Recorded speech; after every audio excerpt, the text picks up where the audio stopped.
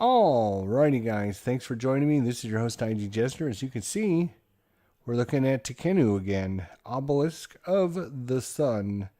Really cool. I would guess kind of pretty heavy Euro game.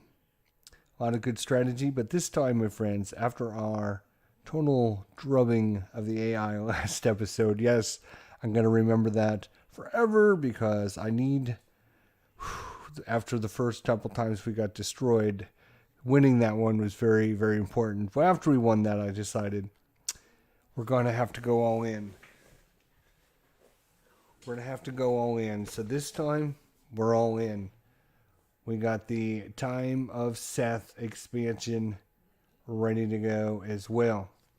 So we're going to be playing this. So I will start this episode by just saying... This will be the first time we play it with the Time of Seth, so if I get any of the rules incorrectly or wrong, if you've played this before and you know, leave a comment down below so I can fix it or let people know what we did wrong. I think we got a pretty good understanding. There's really not that much new to the game. We're going to go over that before we start, and then we're going to go over setup, so it's going to take us a little while. If you're watching this later on YouTube, you might want to fast forward for a little bit, maybe 20, 30 minutes, because it's going to take us a while to get everything set up and ready to go. Besides that, wish us luck.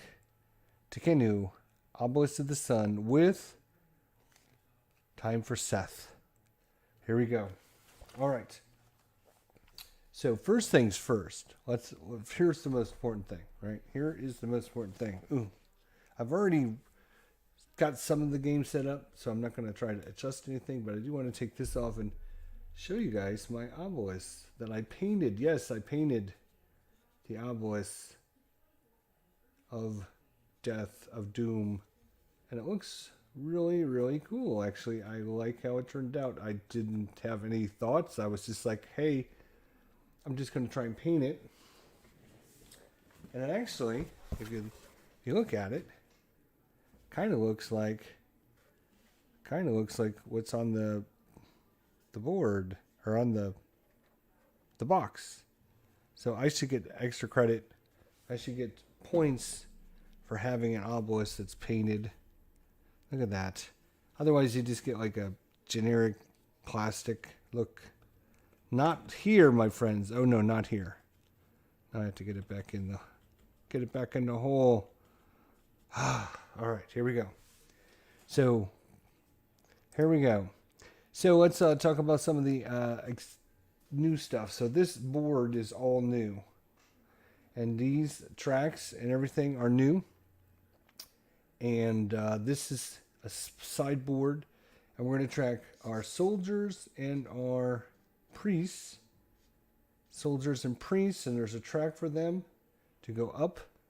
And you're going to spend those on certain resources. So you got to spend, it's 4 for the first building you build. And then for in a 1 or 2 player game, it's 5 soldiers. So you're going to have to earn some soldiers before you can start building over here. And then there's going to be some dice over here. In fact, let's go ahead and set that up right now. Once you get the dice bag all set, you take 2 gray ones out. And that was interesting. I just set them down and they were 1-1. Oh boy. Let's hope we roll better than that. All right. 5-5. Well, that's a little better. All right. So now, instead of taking one of the god actions over on the main board, you can take the Seth action. And take up one of these dice and get a certain number of soldiers. Yeah, there's a new rule book, so we're going to be referencing the rule book a lot as we go through, some of the changes and stuff, because I don't want to miss anything. All right, so place the Seth board, blah blah blah. Okay, there's a new overlay, which basically you put on the board that covers up that spot right there. We did that. Got it. All right. And then in the 3-player game, and then we're going to actually, all right, so I already rolled dice randomly. to determine which direction the obelisk is going to be facing. And unfortunately, I should have it face over here because I've got a light coming in from over here. And it actually is casting a shadow over here. So this should be the shadow. But unfortunately, I rolled the die and this is where it ended up. So this is the light. This is the shadows. And then this is the dark area. So we would need a light coming from this direction. Right? So now, take our trusty bag. We're gonna roll. We're gonna draw 3 dice for each section. So we're gonna start with this section right in front of me, the Thoth action. 3 dice. We're gonna roll them. We got the green dice right off the bat. One of the new green dice. That is always blessed. The blue dice is tainted, and the yellow dice is also tainted. Let's go to Osiris now. 3 dice. That is tainted. Black is unavailable. Brown is unavailable. Wow, that's interesting. And we have Horus up there. 3 brown. Wow. 6, 6, 2. Now this is shadow. So that's actually going to be blessed. 2 blessed dice. Or all 3 of them are blessed dice. Wow.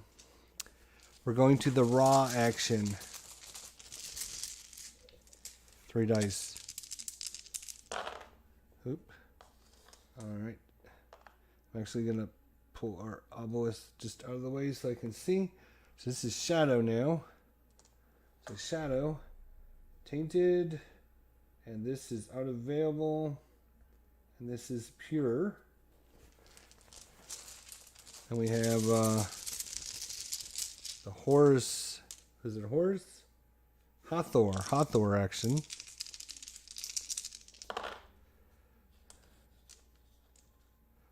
Alright. Unavailable. Boom. Black is blessed and unavailable. Oof. Last but not least, in the shadow over there by SETH here. And 3 more dice.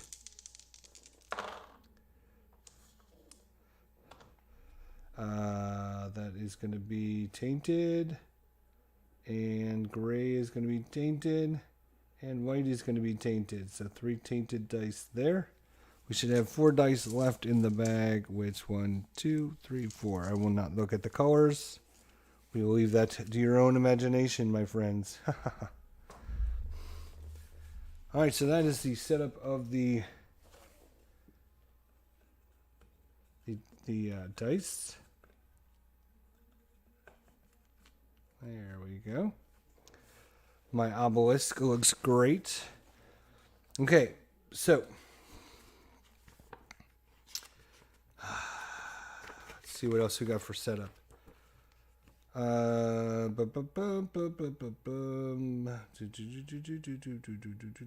Okay, shuffle conquest tokens. So these are the new conquest tokens. If you do build a building over here, you're going to take a conquest token, set it over on a space, an empty space, and cover up a location there. Shuffle all blessings, technologies, and decrees.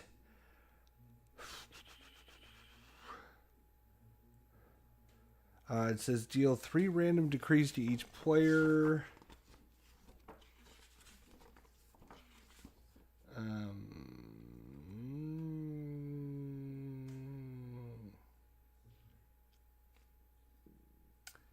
Okay, we will do that. Here's the decrees. I will take 3 random ones here. We don't have to decide which one we're keeping yet. 1, 2, 3. We will, I guess, set up the rest of this here.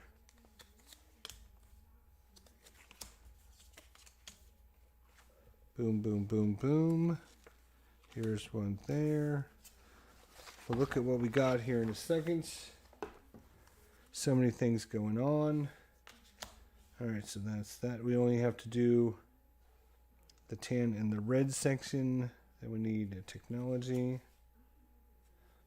And a couple more technologies. There we go. Alright, so the cards, I'm just leaving those on the board. They're kind of out of the way. Alright, let's see what we got for our gain 2 victory points per pillar within the complex and 2 victory points per building around. So building, lots of buildings and around, 2 victory points each.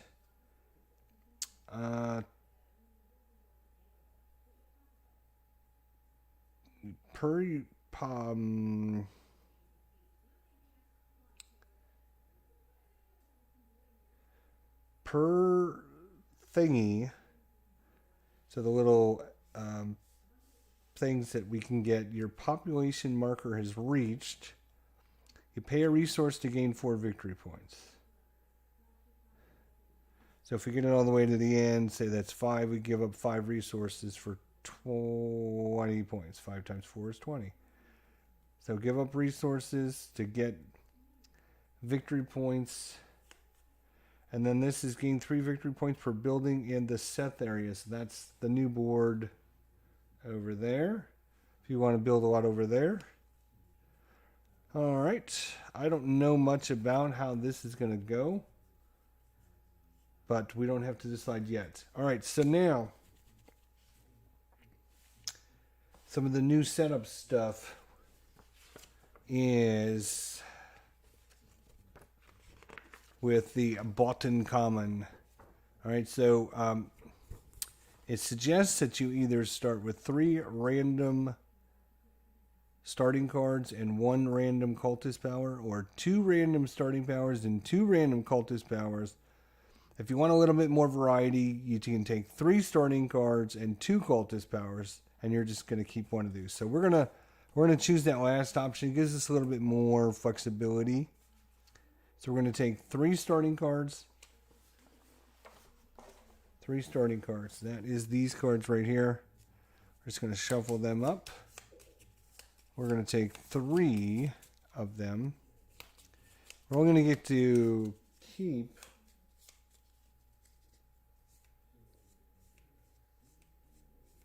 how many do we get to keep? Is it 1 or 2?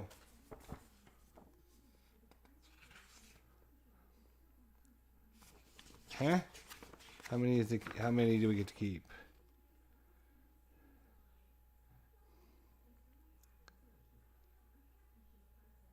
Yeah, you end up with 2 starting cards and 1 cultist power at the very end.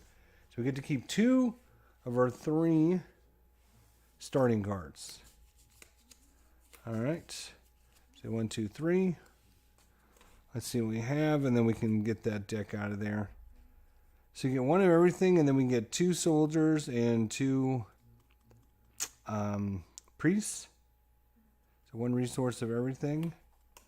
We can take a 2 decrees, get rid of 1 of them, and keep 3 priests. Or we can get 3 papyrus and or bread, and then we can get 3 of our priests and or soldiers in any combination we want.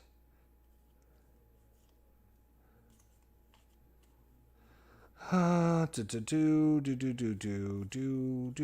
we want another technology? Do we want another decree, I guess. Do we want to... no, it's going to be a technology, actually. We get 2 technologies, and we get to keep 1. Right off the bat, that seems pretty good. Damn.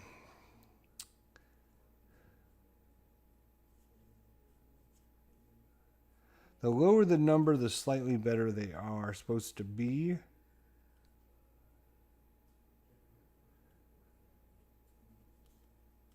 So I will take the lower 2 and get rid of that one. That's fine.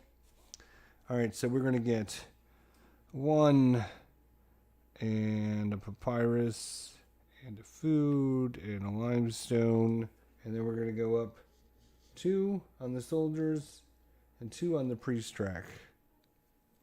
One of all those resources. All right. Then we're going to get 2 technology cards. We're going to keep one of them. And we're going to get 3 priests. 1, 2, 3. Now this is all very important because I currently now have 5 priests, which means when it comes time to getting our new decrees, which you'll see here in a minute, I could afford to get some new decrees. So those are done. We can just put those aside. We won't need those anymore. All right, now there's a new deck. 1, 2, 3, 4, 5, 6, 7, 8. There's 8 of these cards. These are the new artifacts. And there's, again, they match up. There's 0, 1, 2s, and 3s. And they match up with the original 0, 1, 2, and 3. And what you do is, since we're playing against blind and common, oops, didn't mean to move that die. I don't want to be moving anything.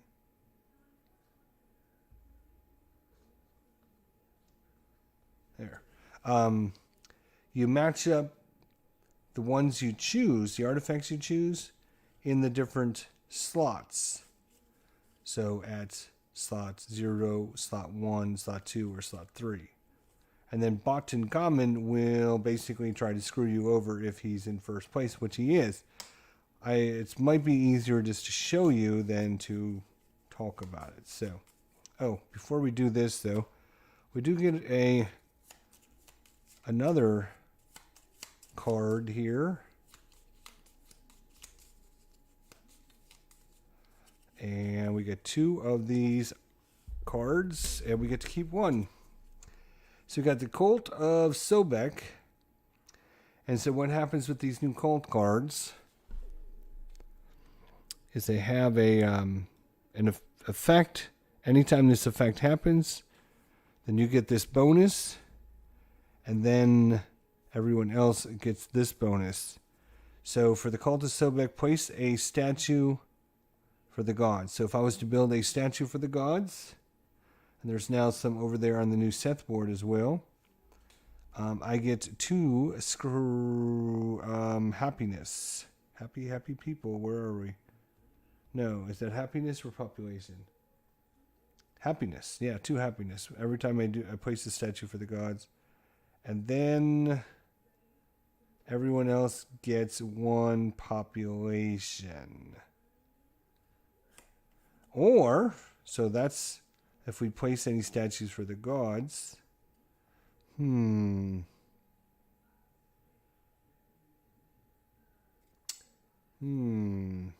Okay. And then if we build a pillar adjacent to the edge of the temple complex, so over there, if we build it on the edge of the temple complex, we get a resource of our choice. And then everyone else gets a resource greater than a scribe? Let's see what that says. It's crazy. Cult of Path. We need the cult. Where are the cults? The creed cards. No, it's not the creed card. What is this thing called? It's the TEKHENU. What's the number on this sucker?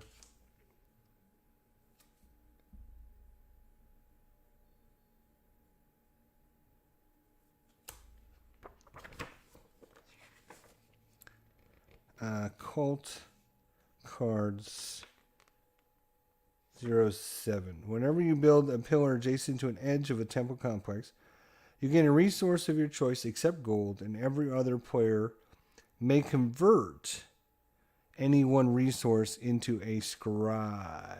Aha! So that's what that does. Okay. So we get these. We get 1 of these 2. So every time we build a statue for the gods, we're going to get 2 happiness. And everyone else will get 1 population. Or we can build a pillar. Every time we build a pillar adjacent to the edge of a temple complex, We get a resource of our choice, and everyone else can change a resource into a scribe if they wanted to.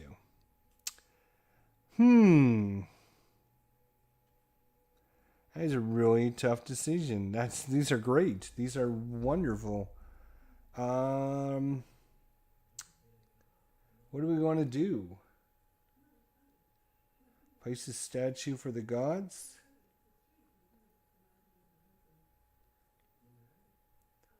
Or build adjacent over there. I do plan on building some statues, but I like building the statues here as opposed to here. And you will notice we gave Common a slight advantage. We built a pillar in the middle of the complex there for him to start with. Are we going to spend a lot of... well, if we do this, right?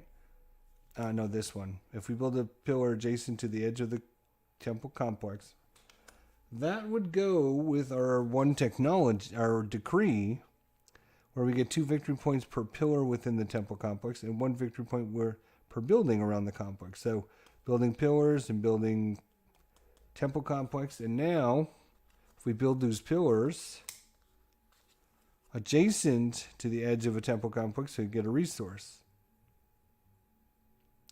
Make it a little bit cheaper for us to do that. I'm going to do that. That's what we're going to go. That's what we're going to go for, my friends. That's what we're going for. Boom. The rest of them are out of the game. All right. And I think we're going to go ahead and take this then. So we're all going to be about building over in the temple complex. Might be a big mistake, but oh well. Now, so that is going to be our 2.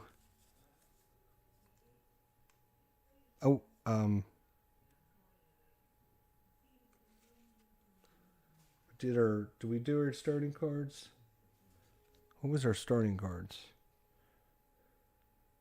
Was the resources of this, right?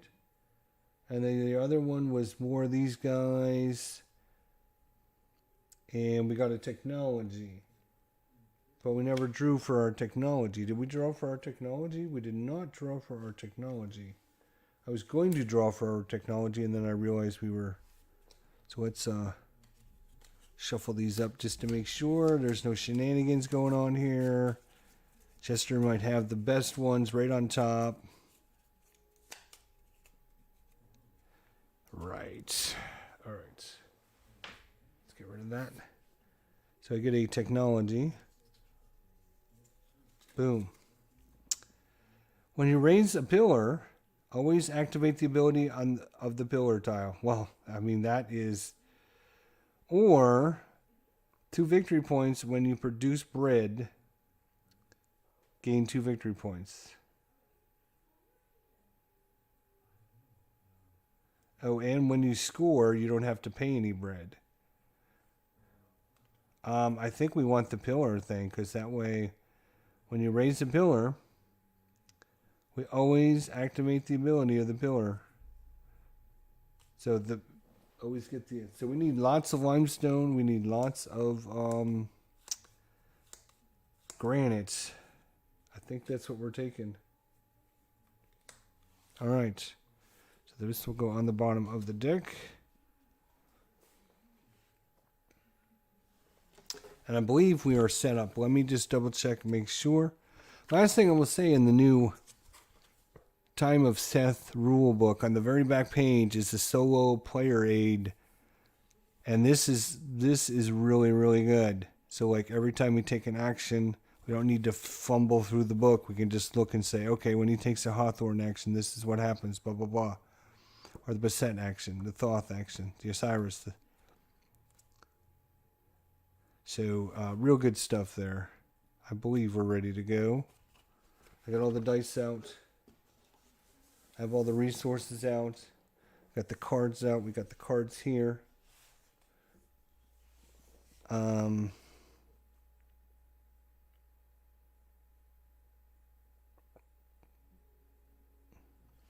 This would be a really good technology for us to get. Every time we perform this action to build a building over there, we gain a bread. Well, it costs us a lot of bread to put it over there. So a way to get bread back would be really good. So, a lot of really good, tough decisions coming out.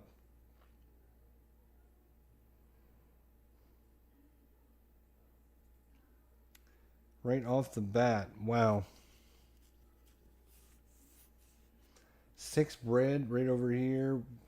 Nothing built yet. And of course, don't forget, my friends, nothing over here yet. We're all at capped out level 0 and everything. But our plan is, here's our plan, my friends. Here's our plan. So we have, when you raise a pillar, what is this? Yeah, it doesn't give us a title. Whenever we raise a pillar over there, always activate the ability of the pillar tile, which is going to be huge. It doesn't matter if it's night, light, or dark. So that's good. We have the Cult of the Fath. Whenever we build a pillar adjacent to the edge of a temple complex, we're going to get a resource of our choice, and everyone else could change one in. But Botankamen doesn't use resources, so we can just ignore that for him. And then at the end of the game, 2 victory points for every building, 2 victory points for every statue, plus we'll have the scoring for the statues and everything going on there. All right.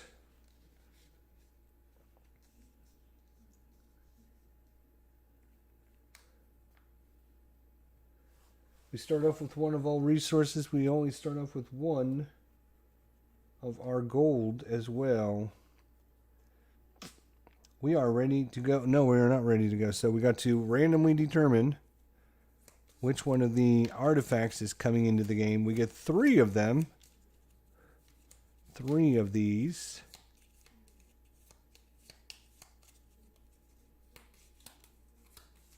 And we'll choose 1, 2, 3. The rest of these are out of the game. Now, what you do is I'm going to try and set this up to show you guys. You take the 3 and the 2 and the 1 and the 0. And now you look at we have the 3 goes there. You can't see that.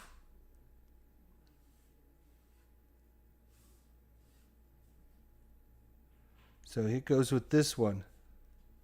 We have a 2 and we have a 1.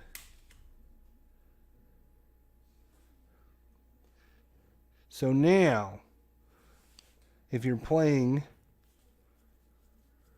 you choose based on order of players what you want to get. Now these artifacts are going to cost you priests, that you have to give up priests to be able to get this. So this one costs 6 priests, this costs 5 priests, this costs 3 priests. And then it gives you a special ability that you can activate 1 time. So the bracelet of Hathor, we pay a scribe to score the temple complex. So that would be awesome for us, because we would like to score that once we get like right before the end of the game. We'll have a lot of pillars out there and we'll score it, and then the game will end and then we'll get to score it again. So this would be awesome for us. We also have the Scrolls of Thoth, where you draw 2 technologies and keep 1. This costs 5 priests. And then last but not least, we have this one here, which is gain 2 gold.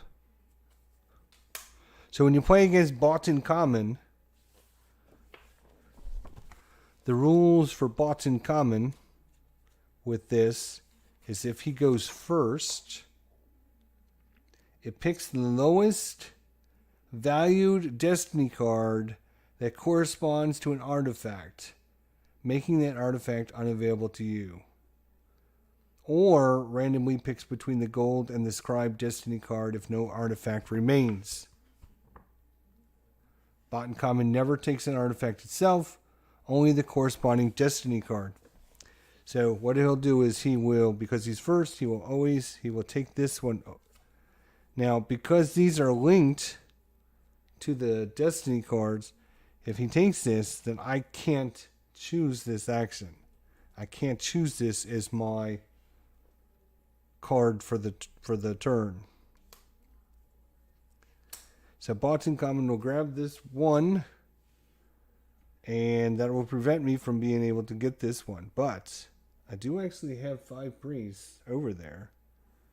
I can draw 2 technologies and keep one right away. I would spend all my priests. I wouldn't have any.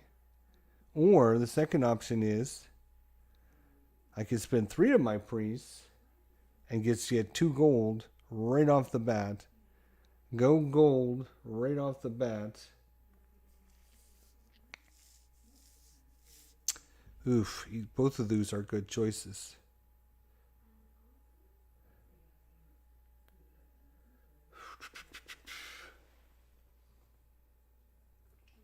Again, we want to build a lot of things. A lot of pillars, which means a lot of limestone, a lot of granite, and a lot of food to build the buildings as well.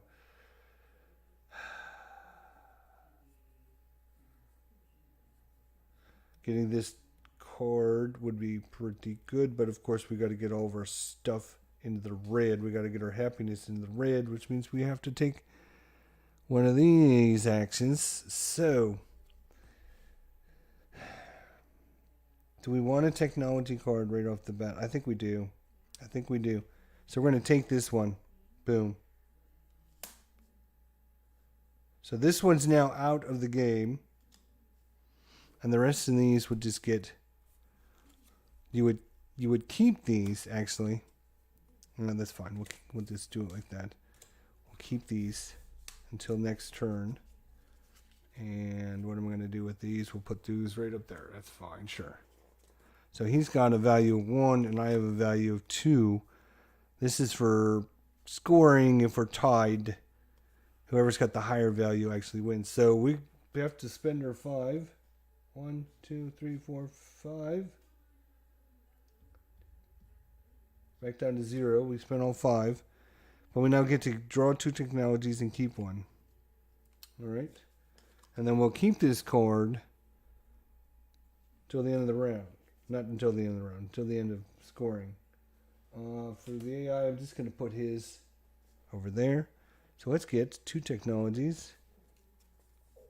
Keep 1. Maybe it'll be something good.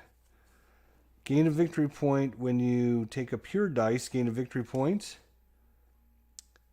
When playing a blessing, gain a gold. So if we're going to get a lot of blessings, we gain a gold. Or whenever we take a pure dice, gain a victory point.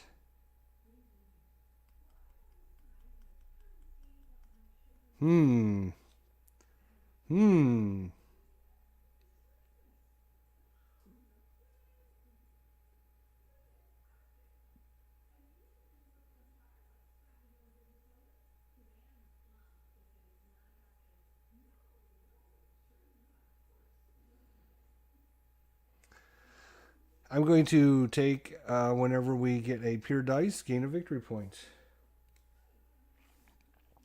And this one will go on the bottom of the deck. Oops, very bottom of the deck. There we go. Now, we got everything set up. Boston Common is first.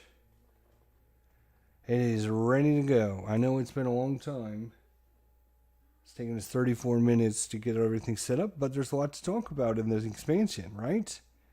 Yes, there is. And getting things set up and organized and letting people know what's going on. So these cards here, obviously these decks are for this.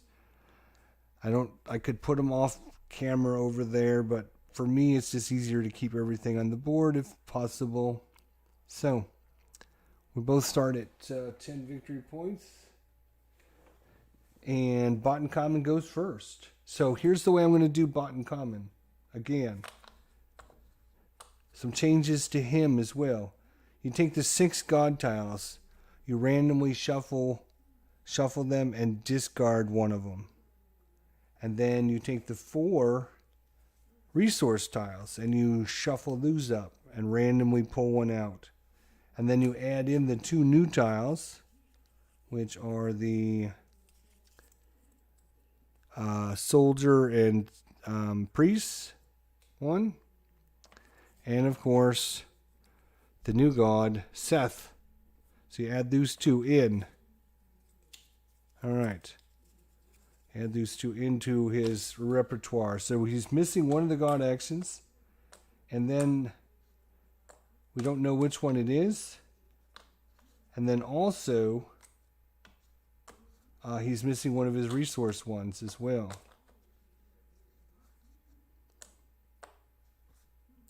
So normally you build out the pyramid and everything, but let's be honest, the pyramid, you just flip up this one and that's the one he takes, which is going to be the first spot anyways.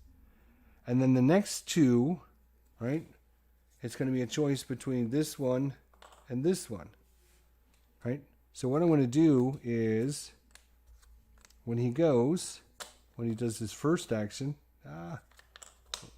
when he takes his first action, I'm just going to flip over the top one, right? Flip over the top one. And then when he's ready to take his next action, I'm just going to pull out 2. And we're going to go odd even and roll the die.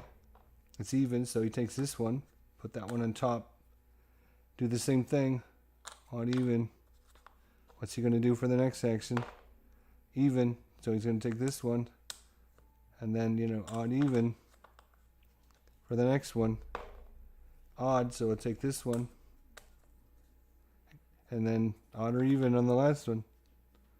Let's see, I should have 10 of these here. Let me just make sure. 2, 3, 4, 5, 6, 7, 8, 9, 10. Yeah, okay. I'm not sure why you take the random god out. I think it's so you can build your little pyramid. I think, to be honest, I'm going to play it by the rules for the first time, but I think, for me personally, I think I would keep all the tiles in there. All the resource tiles, all the god actions, and then just do it this way with his, even or odd. Is he going to go up or is he going to go right? And then shuffling them would give you that option for him to get the new tiles and also keep all the other tiles in. So not a big fan of removing a god, because now it's going to limit where he can go, what he can do. All right, so I've shuffled his, as you can see, pretty well. We'll cut it one more time. Boom. So this is his action he's going to take. So remember, always on the bottom left of the pyramid, it's not a choice. He just moves on to it. So we don't need to flip 2 and randomly determine. It's always, that's the one. So we flip it over, and it's going to be the brown action. Well, it's going to be over here, which you guys probably, you can see. Over here in, who is this guy again? Golly. Got to keep my God cheat sheet again. I'm going to put it right there. That guy is Horus. They build a statue in honor of the god for the people, blah, blah, blah. So Horus, he's going to build another statue. He's going to use the 6. 6 is raw. Wow, that sucks, because he's going to do exactly what he should do. He's going to build the 6 on the raw, which means he's going to have a statue there, which means whenever we take that action,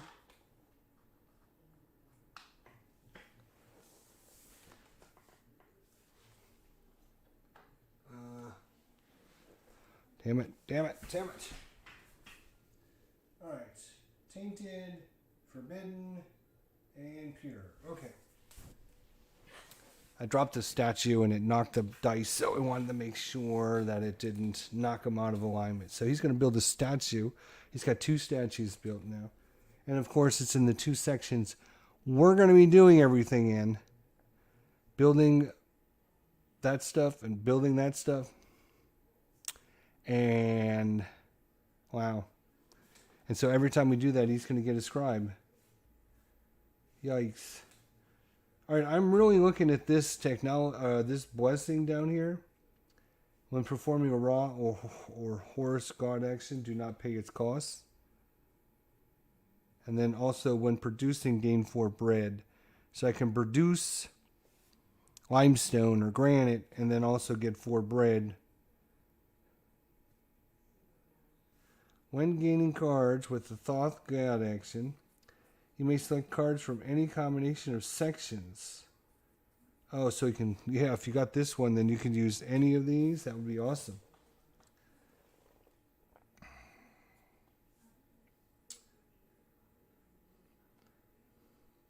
One of these cards can come from the section you do not have access to. Oh, wow. And you can get ones that don't. Oh, wow.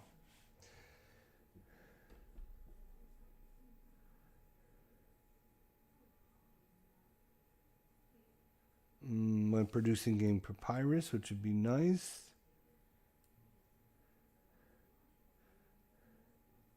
So it costs us 3 papyrus to get 3 cards.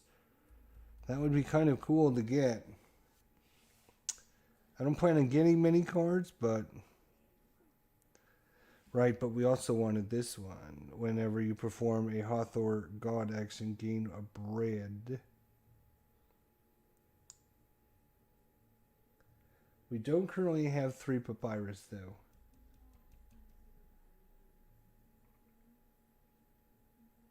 We do not have papyrus. We don't have... We have 1 resource of everything, and a gold and a scribe is all we got.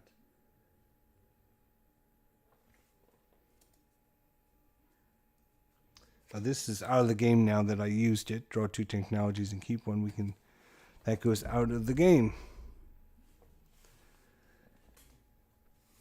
I would like this because if we're going to build lots of buildings, we're going to need lots of bread, which means having this would be really cool.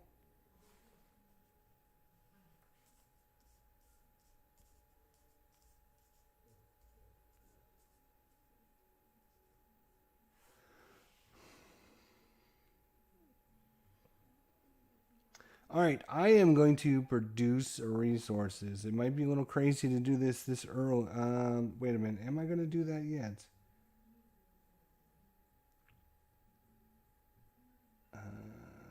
I would like this and this. And I don't care about that. And maybe this one. So those 3 would be the 3 I could get if I could get a 5 or 6 here.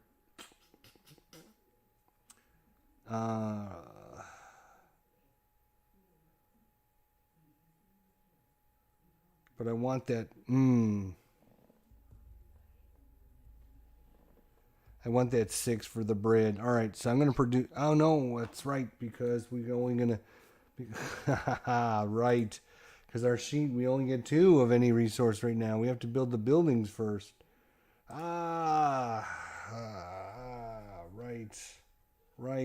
Right. You're bloody well right. But we need the limestone and we need the granite for building those as well. Oh my god, this is going to be very, very difficult. We want everything.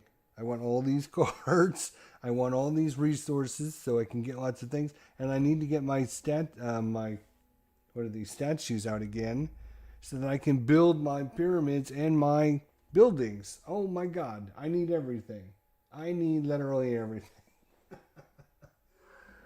All right. I am...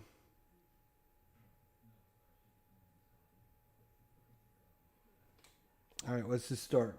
I'm going to take a pure die, 6. Boom. Pure die of 6. I'm getting 6. That's right, 6 bread. Let's do it. 1, 2, 3, 4, 5, 6. I get a victory point because I chose pure die. 1 victory point. I'm going to get... Oh, no, that's right. I'm not going to do this. What am I thinking? I just said the reason I didn't want to do this is because I didn't have enough.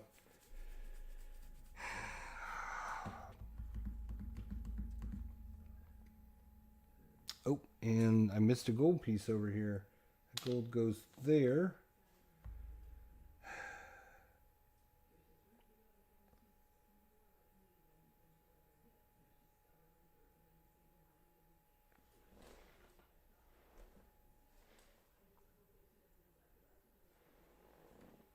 Alright, we're going for limestone.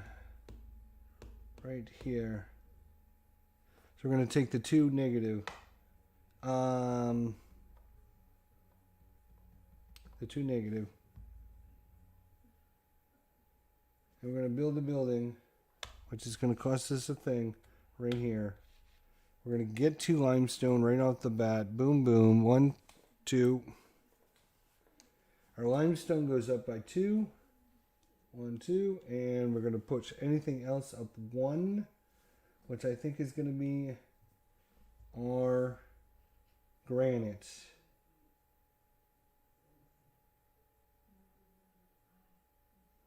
Done. What are you going to do, Mr. Boughton Common? First one, even. I'm sorry, odd, and then even. Let's see what he does. Stack up these scribes. That's right, my friend. Even. So he's going to take the black action. Okay. We're playing with the new Time for Seth expansion. Went through the rules, the setup and everything on it. New player board over there. Some new rules on how to set things up. So if you're getting the Time of Seth, I'm helping you out. All right, so it's doing the black dice, which means it's doing the raw action. Right there, raw action. Boom. And since it's a 4, it's going to do this one. And alrighty. It's got 1, 2, 3, 4 choices to make it. We're going to go 1, 2, 3, 4. 1. So it's going to build it there, which I think.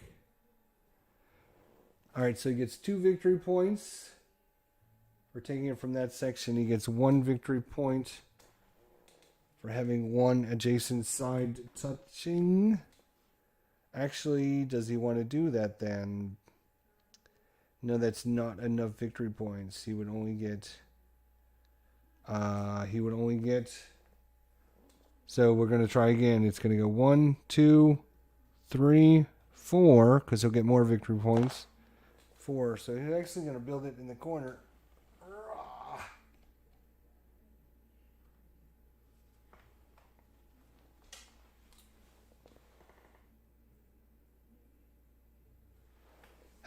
So it's going to build in the corner, so it's now touching 2 edges. It also gets 2 victory points for here, so that's 4 victory points. Boo, he's winning. We slide this over. We got a new tile. We put it in there, and we're ready to go. You and your explanations. Yeah, I'm really good at explanations. How do you like the game, says Robert.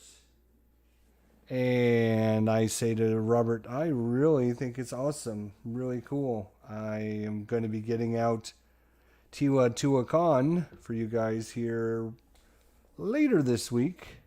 Maybe this weekend. I'm going to go through the rules and everything one more time. But I wanted to get this out on the table because I just painted my new obelisk. That's right. Look at our obelisk has been painted. Dun, dun, dun, dun, dun, dun. It is now just like the box art artwork. Look at that. Huh? What do you think of that? Awesome. Awesome. All right, so he's built a pyramid over there, a little bastard. That's nice. He's up to 14. I have 11. It's now our turn. Here we go. We are going to build a. We can't build. Nope. We got no more. We got no dice over there. Everything is forbidden. Damn it.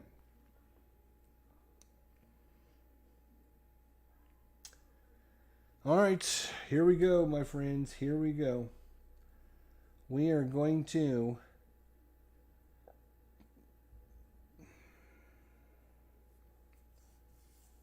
I need to get my food up. I need to get my food up. But I also need to get my happiness up because we're only going to be able to build one more building over here or over here.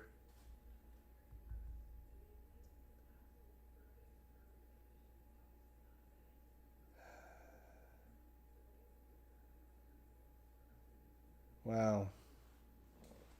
Crazy nonsense going on here today. What is going on?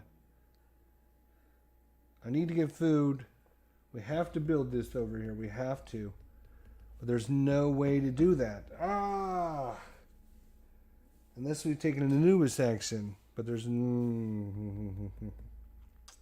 Alright, we're definitely going for the cards. We're definitely going for the cards. Right now, we're going for cards.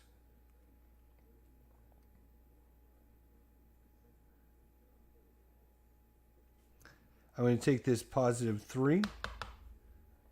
Hey, it gives us another victory point. We took a positive die. A blessed die. Alright, so that's 3. But do I want to... it's going to cost us 2 papyrus to get 2 cards. I'm going to take that scribe.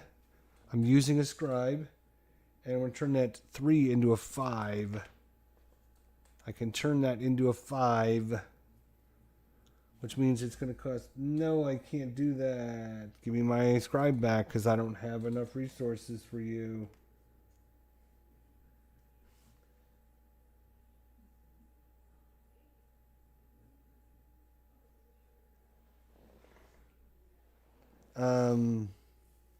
So it'll just be the 3, which is here. It's cost me 2 papyrus, but we only get 2 cards. Which means we're going to have to take a papyrus and a gold to pay for that. But we get 2 cards. Our little dude is only in the gray, so we can only take from the gray section. I'm actually going to take the 2 blessings. I'm going to take the 2 blessings. Whenever we produce resources, we can gain 4 bread. And then whenever we perform the raw or the Horus action, Horus action over here, we don't have to pay its cost, which would be huge. We can get a statue out. That would be awesome. So those 2.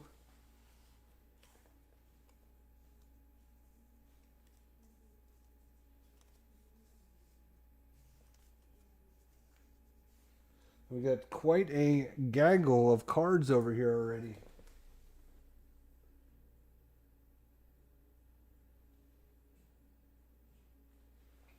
How's the Corsair leader going, my friend? I was waiting to see some Corsair flying around on your show, on your channel, but I haven't seen anything yet. Let's bring all of our resources over here so I can see them. Okay. So we have 2 dice on our board. Do you know what that means? Yes, we know what that means. Later. Ha! No, you won't. Oh, we gotta replace our blessings here. When taking a die, set it to any value. And when taking a die, decrease population and happiness by 1 to also take the opposite god action. So if you take this one, you can also take that one. It costs you 1 happiness and 1 population. But stop everything. It is time for the obelisk to rotate. Bum, bum, bum, because we have 2 dice. All right, where's our bag? So, we're going to start here in this section. We're going to draw 2 dice, and we're going to roll them. A 2 and a 1. So that is going to be blessed, tainted. Okay. This section stays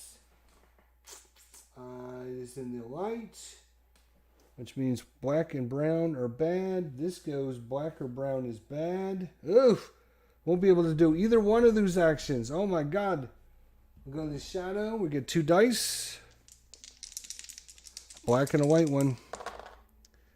White and... So let's see where we go. Boom. Okay. Tainted. This is pure. This is tainted. This is tainted. This is tainted. All 3 of those are tainted, but we do have a pure dice up there. This one. Shadow. Blessed. Unavailable. Unavailable. Unavailable. Tainted. Tainted. Oh my gosh. That's crazy. Getting the hang of it, he says. Getting the hang of it. All right, good to hear. So we're back over to bottom common. What are you going to do? Odd. He's going to do this. Even. He's going to do... Ooh, he's going to take this action, which will be even. So he's going to take our new... We're going to check out the new board, boys and girls. Checking out the new board over here. Let's see what he does with this action. So... Let's see. What is this called?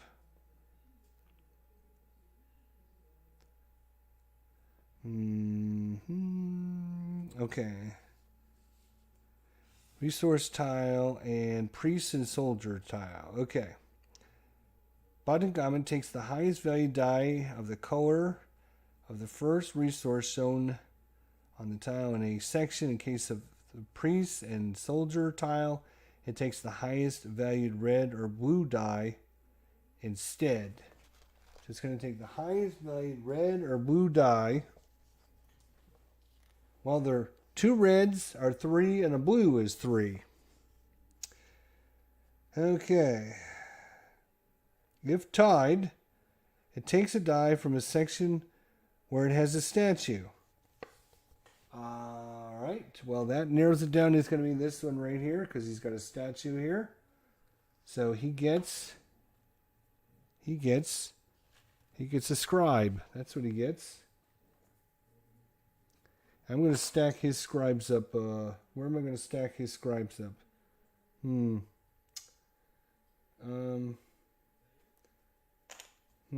I guess we'll just stack them off board. That's fine. All right, so it's going to take this little 3, and it's going to move up soldiers. 1, 2, 3. Boom. He's now got 3 soldiers to spend.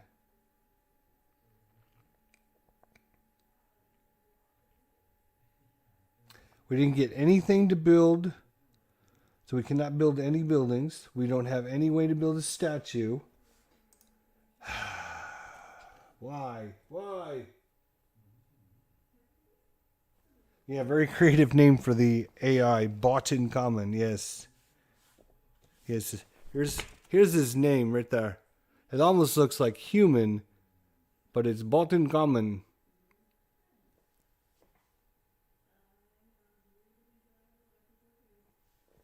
And it, like I said, it's got a really good play aid on the bottom of, or on the back of the Time of Seth. All right, our turn.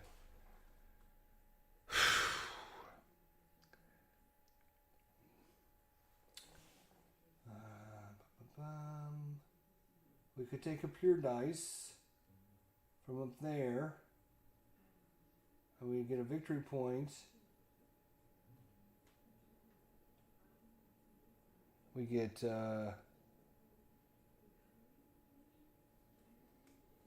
right. We do.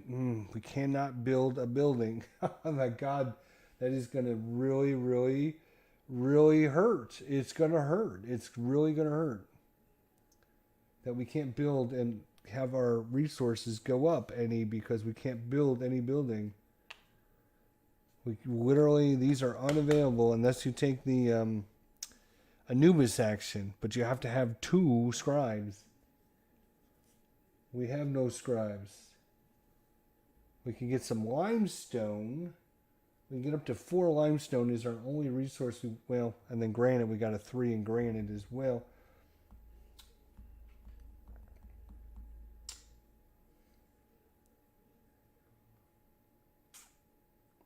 And of course, we're trying to balance the scales here as well.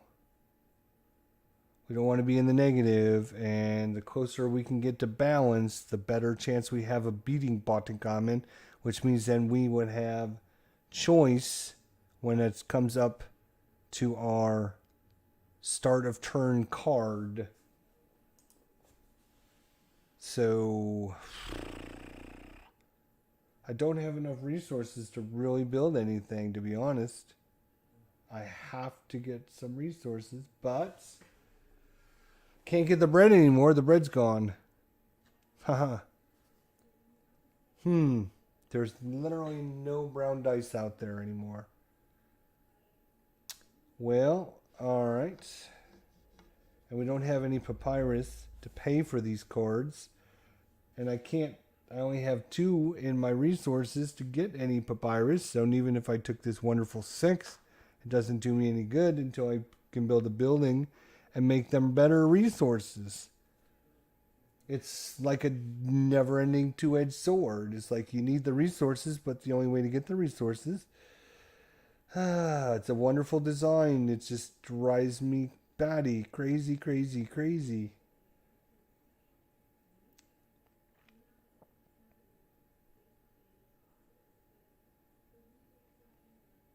It's going to take me 2 papyrus to go here. I don't have any papyrus.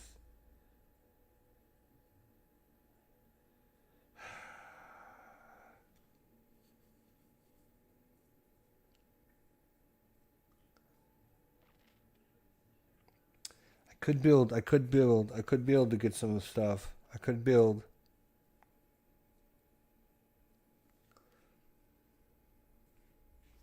Alright, here's what we're going to do. I got granite. Or I got limestone. That's the one thing I do have is limestone. And I have 1 of those. So I'm going to take this blessed 4. Put that over there. Blessed 4, which gives me a victory point because I choose a blessed die.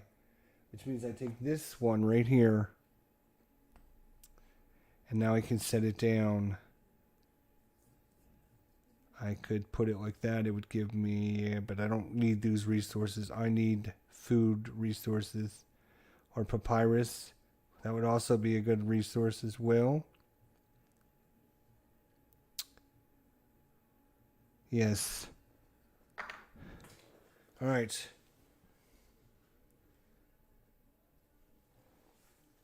I'm going to put it there.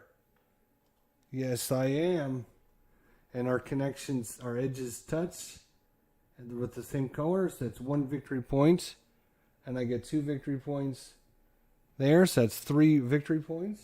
1, 2, 3. I'm winning again. I'm up to 16. I know it's hard for you guys to see, but I could slide it down just slightly. Can I slide it down just slightly? Yes, there you go. You can see it up there now. All right, and that cost me 2 limestone and a granite. And now I get 1 victory point. Because I have this, I have the special technology that allows me to, whenever I raise a pillar, I can always activate the ability. It doesn't need to be in the right time of the year. So I get a victory point for that. So I'm up to 17. And then this slides over and we get a new one to put it in there. And I am... Oh, no, I am not done. What am I doing? I get 2 papyrus for covering up that papyrus spot. Where's my papyrus? I get 2 papyrus. I'm going to put my resources, I think, up here. Because I just don't have enough room anywhere else. Because I've got a boatload of cards. I've never had this many cards before.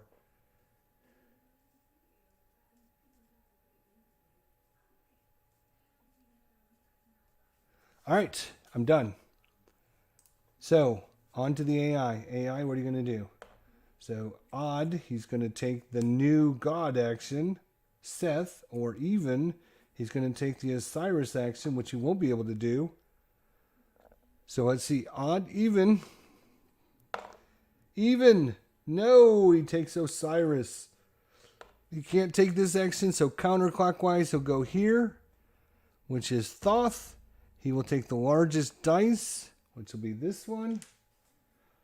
And he will get 3 cards from section, just the tan section, because he hasn't gone up anywhere. So he'll take all 3 of these cards. All 3 of these cards. We'll go to him.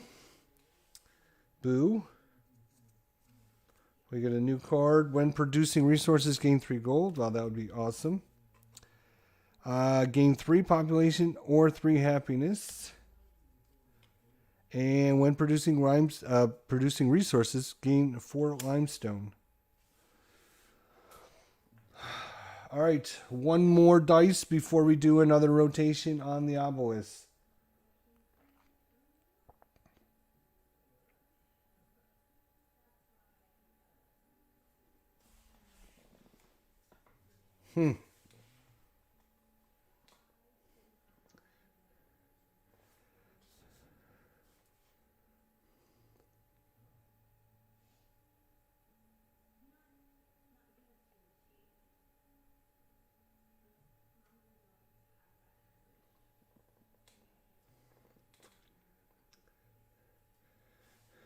All right, I'm playing a blessing card. When performing a Ra or Horus God action,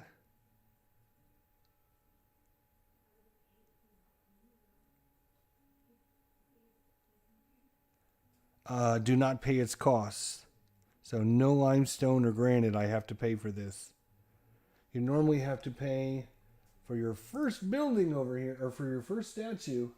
You normally have to pay 4 granite. So I'm getting a 4 granite discount by using my new technology, or my blessing card. Sorry, my blessing card. That goes on the bottom of the deck. And I get to put this. Oh no, I hit it. Damn it, I'm not sure what it was. I think it was a 2. Sorry. All right, so I get to put this anywhere I want.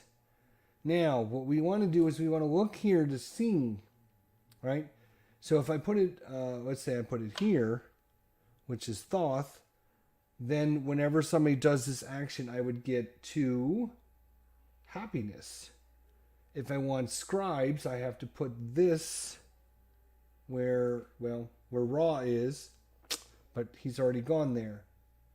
So, if we go here, we would get a gold every time somebody activated this location, a gold piece. That would be really good. That's a good option. We can go here. So if we go here, then that's 2 happiness. We can go here, and that is either a papyrus or a food every time somebody takes that action. We can't go there, and we can't go there. Because we're in a 2-player game, you only have 1 spot available in each one of those wheels. We could go on the new board up there, but we go here and here, but that only gives us bonuses where there's buildings built there. Right now, there's no buildings being built there. I could go here, which would give me control of these 2 locations.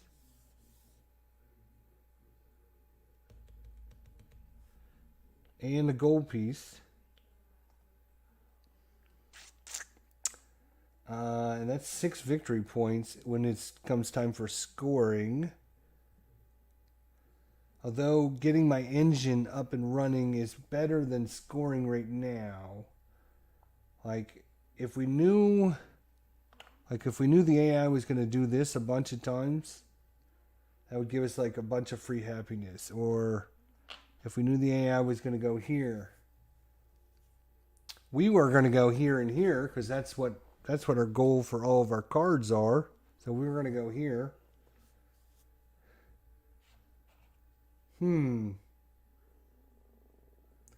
Which one of those actions are we going to take? Ourselves. I mean, we got to get some happiness as well. So we would take that because we would get the bonus ourselves as well. All right, I'm going to go there.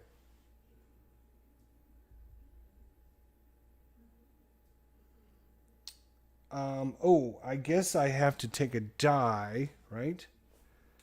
I still have to take a die. Let me see let me read this card again. When performing a god or horse action. Oh, I still have to take the die. Okay, well then, fuck, I can't do that. I still have to take the die, and there is no die to take, so I can't do that. Sons. All right, but what I will do is I will do the same thing. I will take this card. Ooh.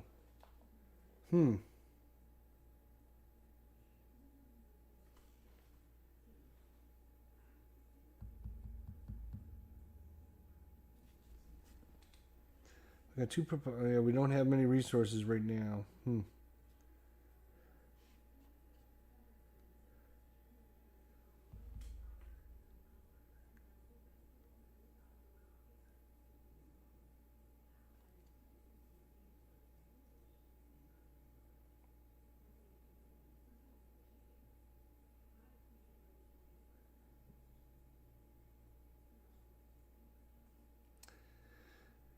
Okay, this is going to be crazy, but here's what we're going to do. We're going to take this tainted 4 dice. I'm going to spend my scribe. Hopefully I calculated this right. I'm going to make this a -6. I'm going to make it a -6.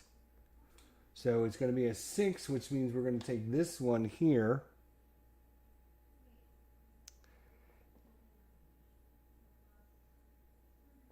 And I'm going to use that same card to take the raw action and not pay the cost. So I'm getting this, and I don't have to pay the 3 limestone and the granite. Yay! Go us!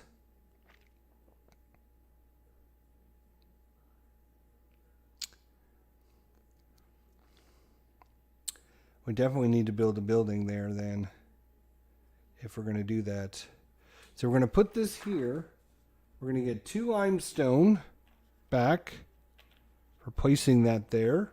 So 2 limestone back. And we're going to get, that's going to be a victory point for the color. And 3 victory points for this location. So that's 4 victory points. 1, 2, 3, 4. That is 21 to 14 right now. And we get this bonus action, which is the ability to take the Anubis action with a die of 3. So we get a building here, and we get to put it on the 3rd row in any one of these locations. Do we want papyrus? Do we want a food? Do we want a limestone and a granite to go up? Do we want our food and papyrus to go up and a food? I think that's what we're going to do. We're going to place it here.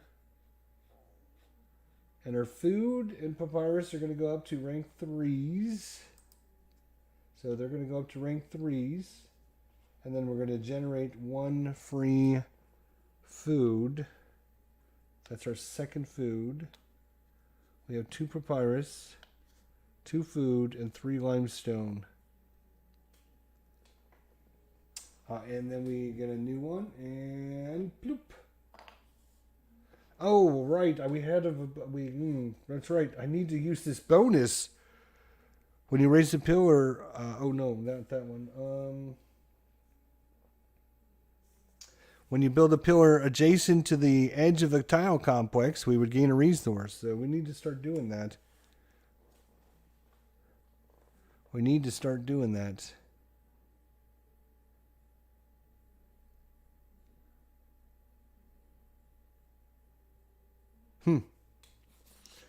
All right. Ladies and gentlemen, that is it. We have 4 dice on our thing, which means we rotate.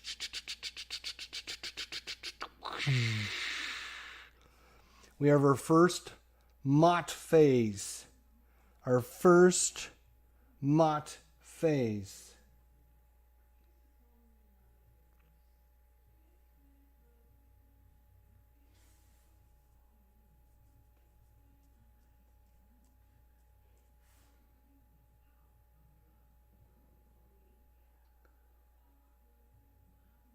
Okay.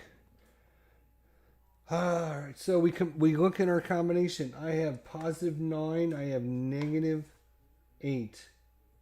+9 minus 8. So I have a positive value of 1. So a positive value of 1.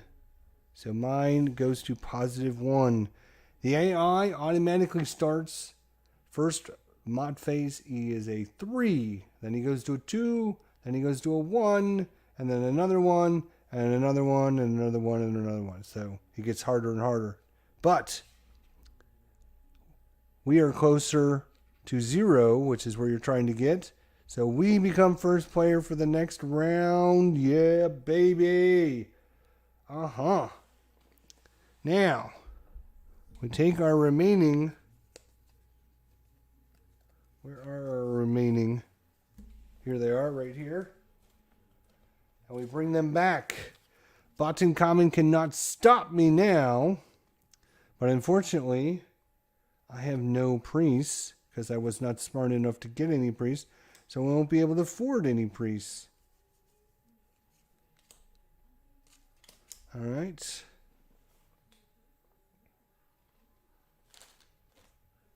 So the 1 comes back in. My 2... yes, was the thing. So then we line these back up. Oops, don't knock these off where they're supposed to be, dummy. And now, because I get first go, but I can't afford any of these, but that does mean I get a choice of a scribe or a gold, because I can choose one of those options. I could also choose valor or population or happiness, but I'm not choosing any of those crappy ones. These are the 2 good ones.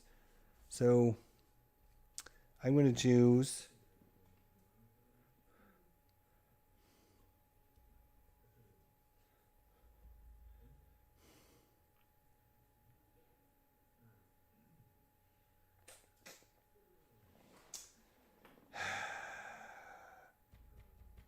I'm going to choose a I want both, but I'm going to choose a gold piece.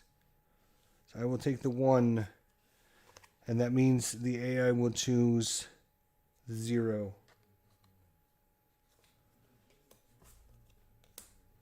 And then these will be back for the next round. All right. We did the rotation. Now, got to gather our dice. 4 dice from me, 4 dice from the AI. We have to do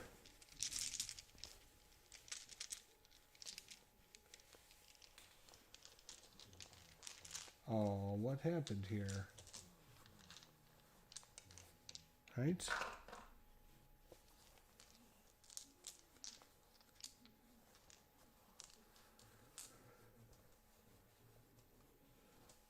Right, okay.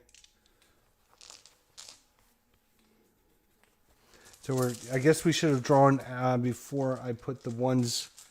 Yes, we probably should have drawn the 4 out of the bag before I put the 4. Or before, no, because it would have been 4 and 4 would have been 8. Yes, we had to have waited, right? 2, 4, 6. Yeah, we had to have waited. Okay, well, And I guess we shake it up, and we're going. We'll start here.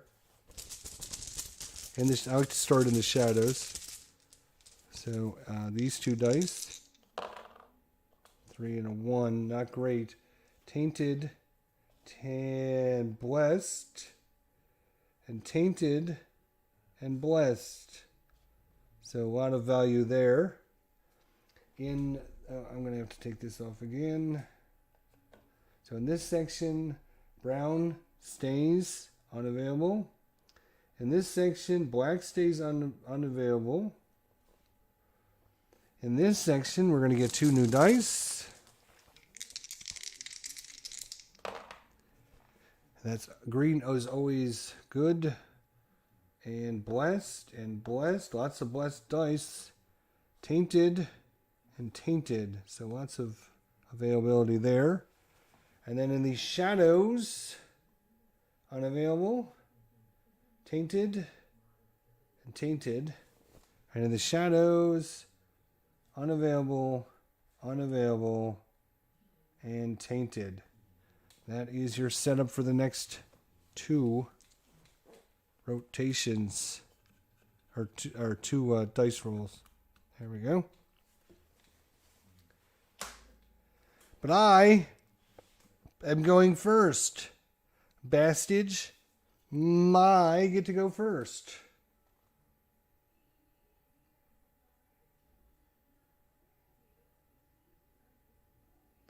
There's still no way to build any statues.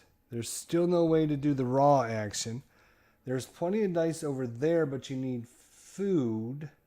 I do need food desperately, because I want to build a building here, which would be great for those scoring for those statues.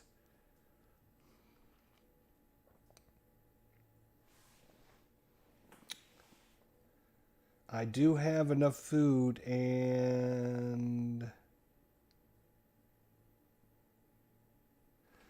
yes, I will. Yes, I will. Yes, I will. Do I? I would have to use my gold piece. Let me just double check the rules on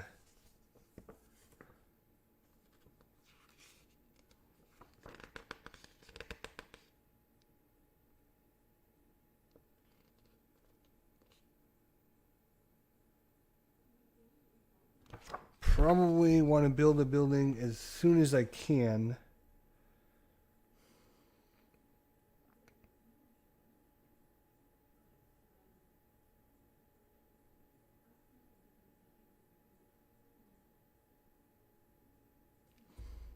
Okay. Taking the 5.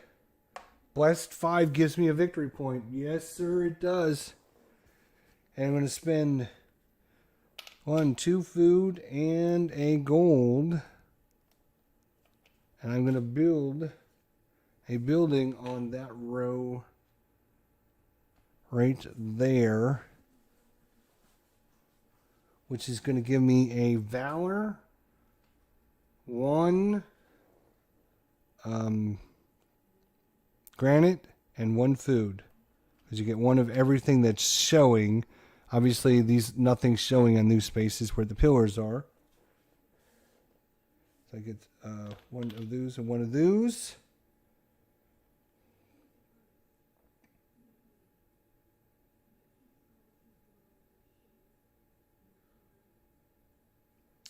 And I believe, do I get victory points for that? Ow. Where's my victory point thing? I think you get victory points for building that, don't you? When you put a building down. Sorry, need to look this up. This is which one is this? Hathor. All right, if the space contains 1 of your pillars, score 3 victory points.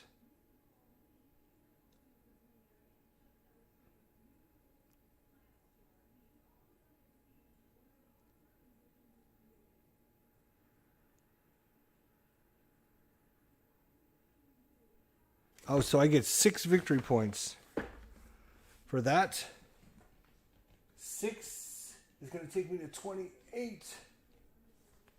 Up to 28. I get 6. So you get 1 resource, 3 victory points, 3 victory points, 1 resource, 1 resource. That's how that goes. Okay. Good to know.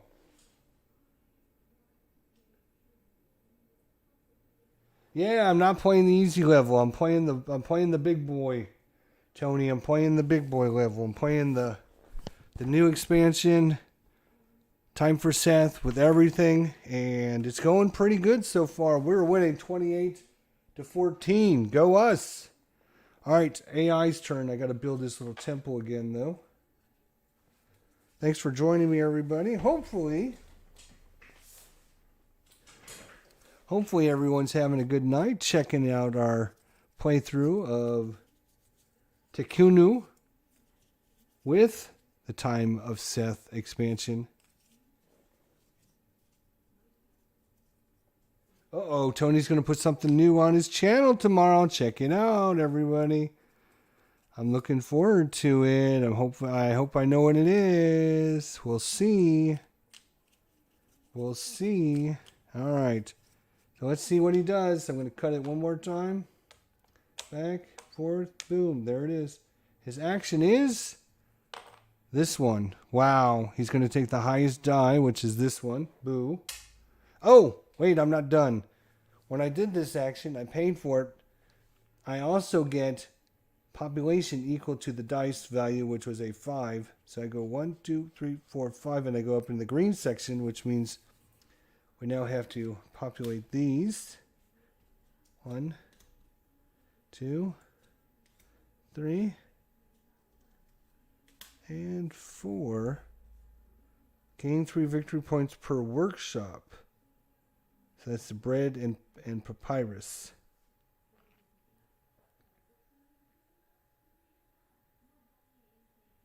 Yeah, it's going to be a little hard to do.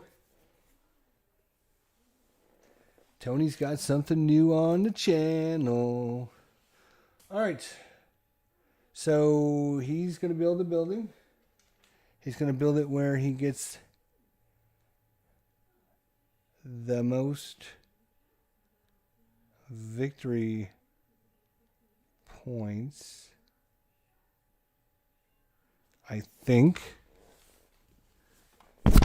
Oh. He's doing the, which god is this? Hathor?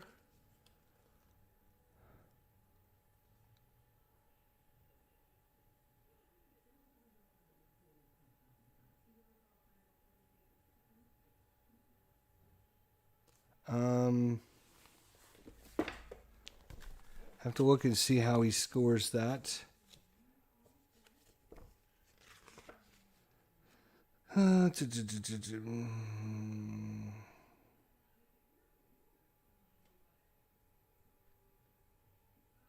Most immediate victory points from its pillars. Right, okay.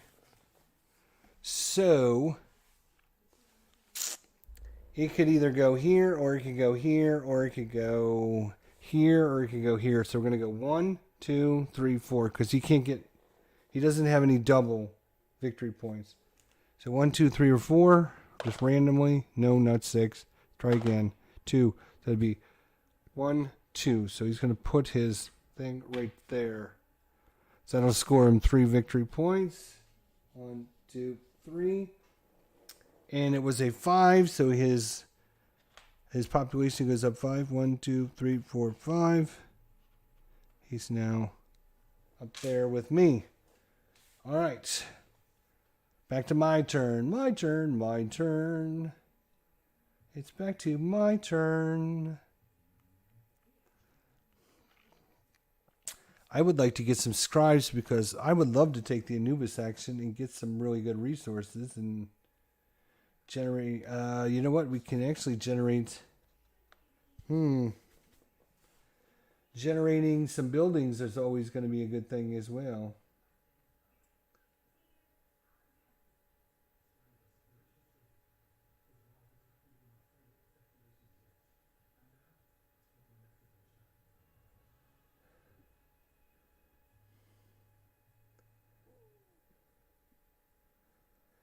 Yeah, we only have one happiness left. We can only build one more building, but we're going to do it.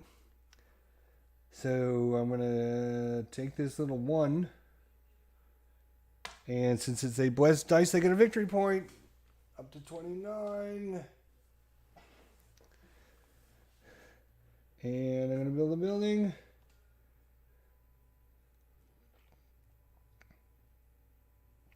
I'm going to go...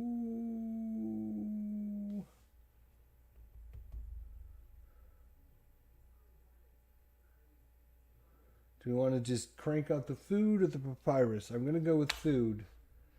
So we're going to immediately get 2 food. 1, 2. And then we can move food up twice on the track. And then we can move up any resource 1 on the track. And I think we're going to do food. Because once we get it up to the max. Then we're going to get the bonus when we go to score here. We're going to score in... what are we going to score in? Like... like a couple more turns. Not going to be too much longer.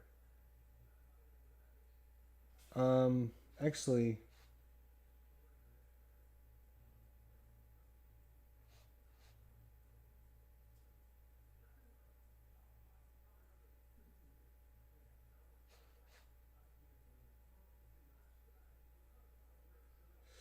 I hate to have 2 of them in the same row, but all right, well, might be a waste. All right.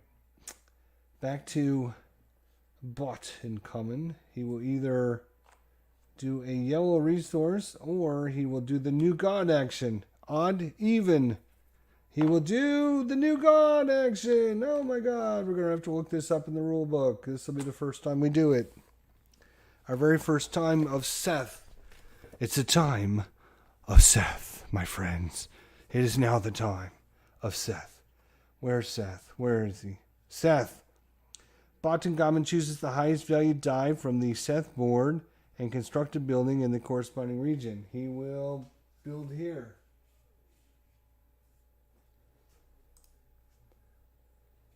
He will build building 5 right there.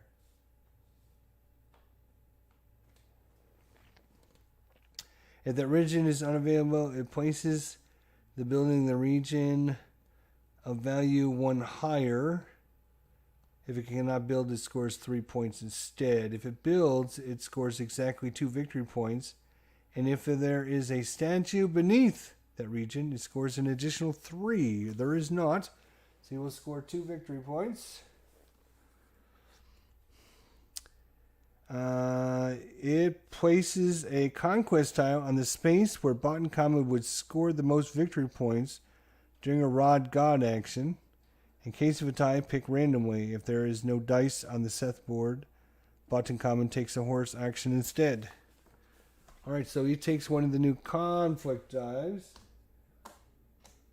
We shuffle these up. And we just randomly pull it over. And he would put it wherever he would have the most victory points. Which is probably going to be in his row.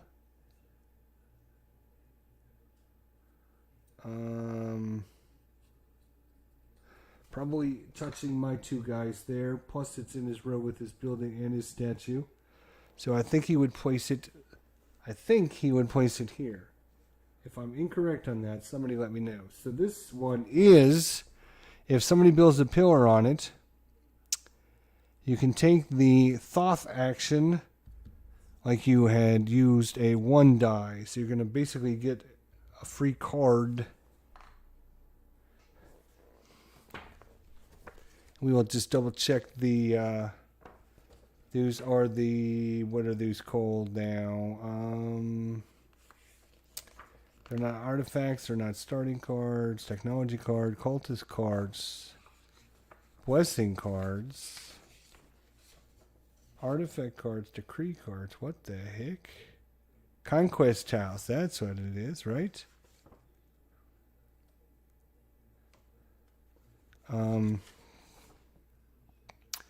Perform a thought action as if you took a die with a value 1. This tile yields no reward with the Hoth God action.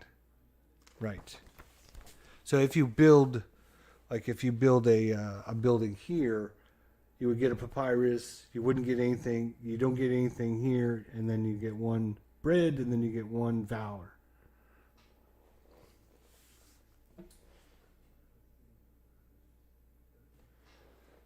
All right, so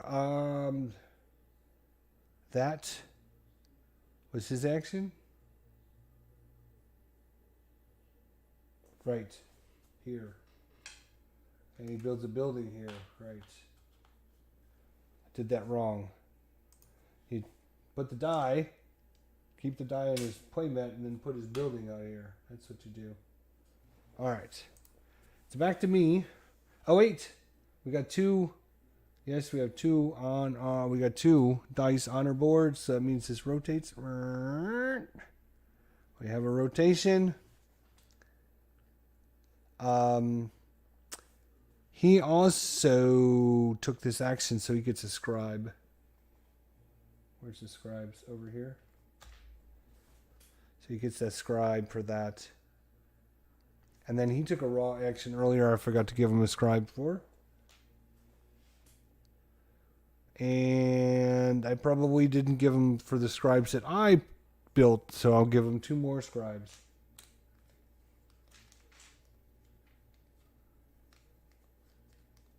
Yeah, I just get scribes where his statues are. All right, so we did the rotation, right? Yes, we did. Now it's time to put the dice out. So we'll start here in the shadows.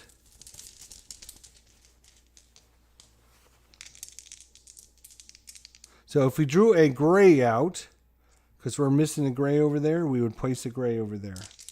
We did not draw a gray, though. 5 and a 5. Okay, so everything is tainted. Wow, every single... No, brown is blessed. Brown is blessed. Everything else is tainted. Okay. Let's do this one. Tainted. Unavailable. Unavailable. This is unavailable. This is blessed. And that is tainted. And then we get 2 dice over there. These brown ones become blessed. And the red ones are tainted, and the white ones are tainted. And then here, that is unavailable for raw.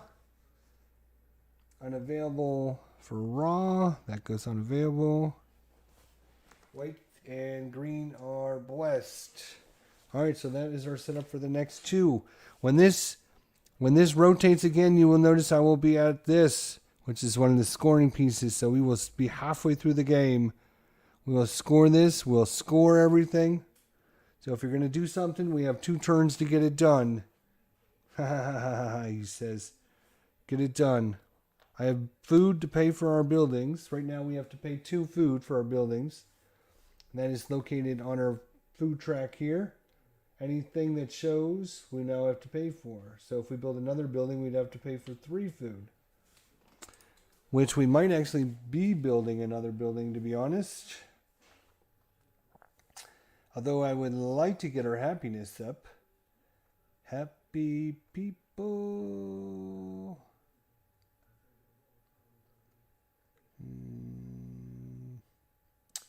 I think what I'm going to do, it's crazy, I know, what the hell.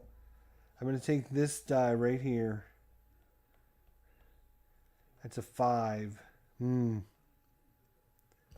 I can move our happiness up 5. 1, 2, 3, 4, 5. That would be a pretty good start. It costs us 2 papyrus. We do have 2 papyrus. And then if we get them up to that... I'm thinking about points over there is what I'm thinking about. We got no way to do the raw. We got no way to do raw actions. We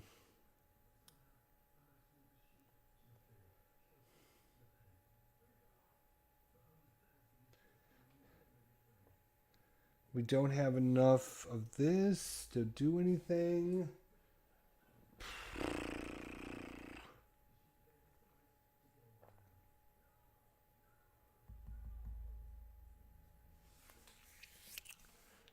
Damn. All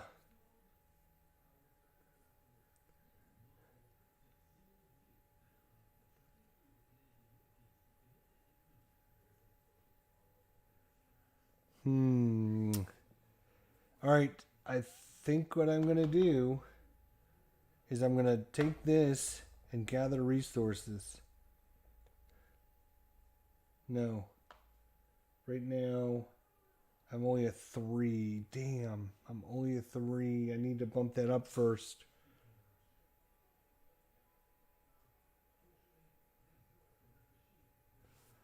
I will get this 3 then. Tainted 3. I'm going to build a building.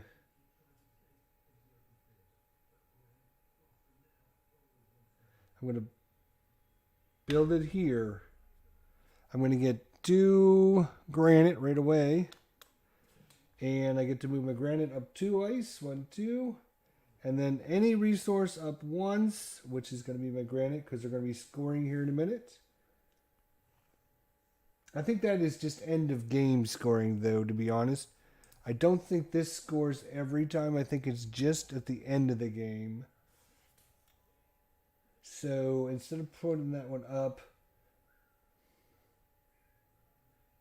maybe we bring the limestone up.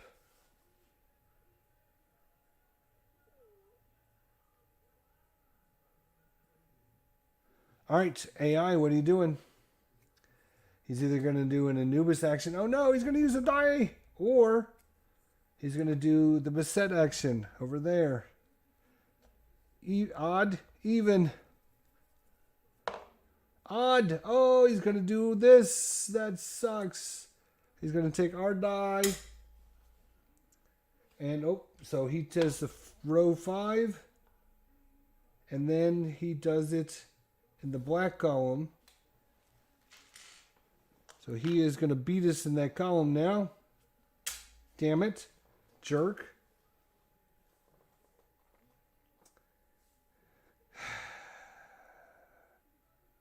And that was what we were going to do. That is literally what we were going to do. Was take that black because I wanted a bunch of granite.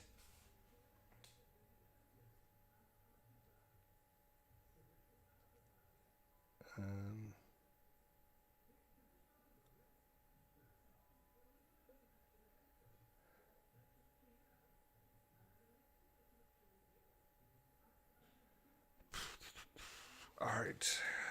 What are we going to do? What are we going to do? What are we going to do? What are we going to do? We don't have enough. We literally do not have enough freaking resources to build a statue yet.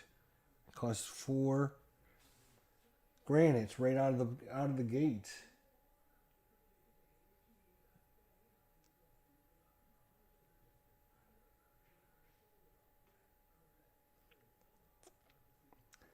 All right, what we're going to do is we're going to take this 5. It is a bad 5.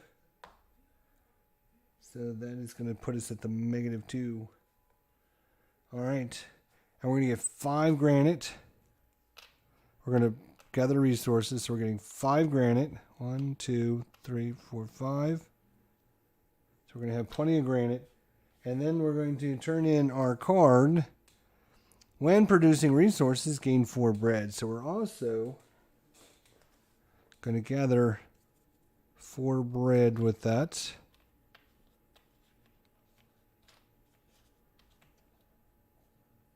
We have 6 bread and we have 5 granite. So we have plenty. So we're getting lots of resources for our big push on getting some Ra and Thoth actions and getting some buildings and stuff over there in the second half. We'll have plenty. Well, I shouldn't say we have plenty. We have some resources.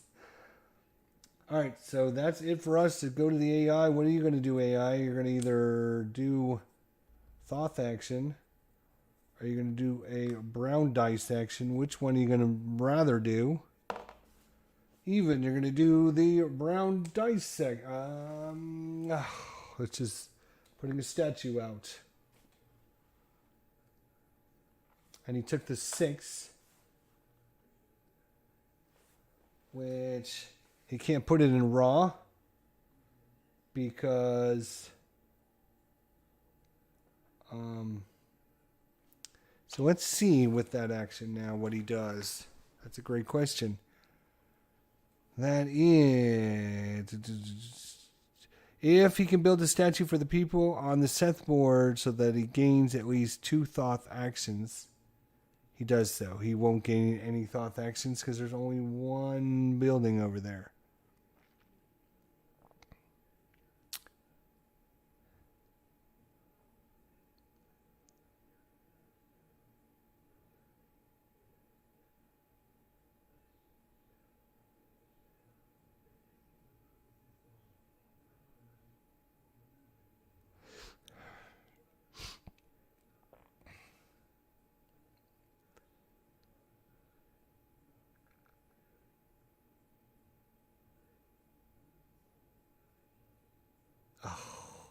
I think he screwed me. I think he just screwed me big time. Oh, this stupid. Alright, so if Common can build a statue for the people on the Seth board so that he gains at least 2 Thoth actions, it does so. You can see there's only one building over there, so he's not going to be able to get more than one, so no, he would not do that. Otherwise, or playing without the expansion, it builds a statue in honor of a god according to the die value. If that god's statue space is already occupied, it builds a statue for Seth. So Ra, he uses the die. It's a 6, which is Ra. He's already got one in Ra, so he can't build there. So because he can't build there, if that god's statue is already occupied, it builds a statue for Seth. If that is also occupied, or you're playing without the expansion, it builds a statue for the people. Okay, so we are playing with that expansion, and it's not occupied, so he will build it over there. So I'm happy. I guess we'll put it there, because he's got a building there.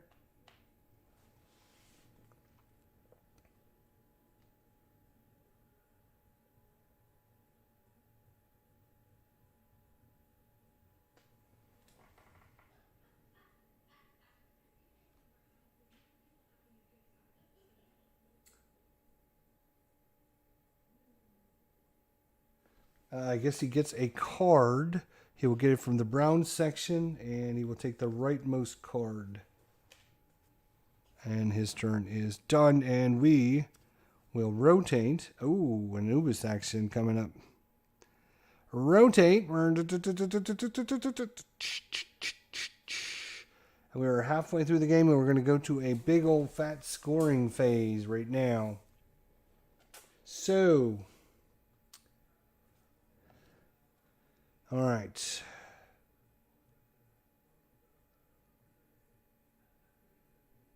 So let's calculate. I'm at 6 minus, oops, you guys can't see. I'm at positive 6, negative 8, so I'm at minus 2. So I bring my little token down to minus 2. He is at positive 2. So the tiebreaker is whoever's got the higher Ankh value. He's got the 0. I have the 1, so I break the tie. Yes! Screw you, Bottom Common. That's what I get for outthinking you. All right. So now the dice go in the bag. Wait. Did the dice go in the bag? Yes, because we have no dice in the bag. We need dice in the bag. Where's your dice? 1, 2, 3. Where's your third dice? Right here. Right. We did the rotation, so now we'll start here. Draw out 2 dice. Starting here, drawing out 2 dice.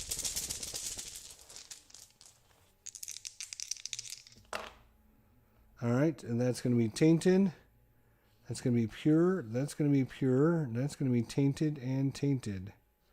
So then this is shadows. So that is still nothing. This is going to be nothing there. Tainted and tainted. Over there, across the way, Raw. What are we going to do with Raw, my friends? He's going to get 2 dice. 6 and a 3. That is going to be tainted, tainted. Everything's tainted. But we can build over there now. Here, unavailable and pure. And then over here is going to be pure, unavailable, and red and gray are tainted. Okay. So a few available dice. And now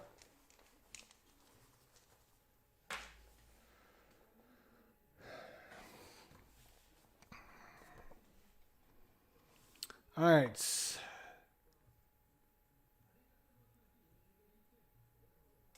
Let's look at the scoring.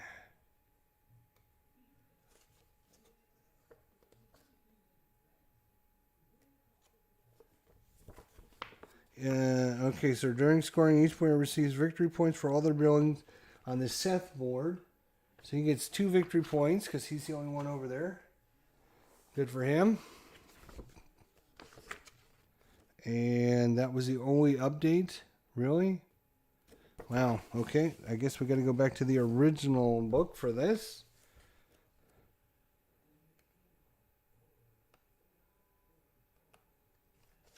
Scoring. All right. For each of the 4 resource districts, we're going to score these. So nobody gets this. I get this, and I get this, and then he gets this because he's higher on the track, even though it's 1 to 1. So kind of a bummer. So I get 6 victory points. He gets 3. 6. 1, 2, 3, 4, 5, 6. 1, 2, 3. It's 24 to 35. In favor of the good guys right now. All right. Score the temple pond. Each building and statue around the temple scores a victory point. So that's a victory point for each of us. And now, each pillar scores 1 victory point per building and statue in the same row or column. So I get 1, 2 for this one, and this one gets me 2. So I get 4 victory points. 1, 2, 3, 4. Right at 40. He gets 1, 2, because he built that one way over there on the edge for nothing.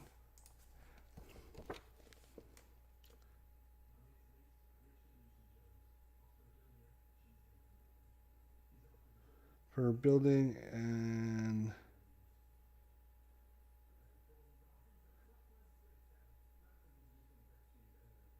oh, I'm sorry. Each pillar scores 1 victory point per building and statue in the same room or column. So I only score 1, 2, not 4. So I go back 2 points. Okay.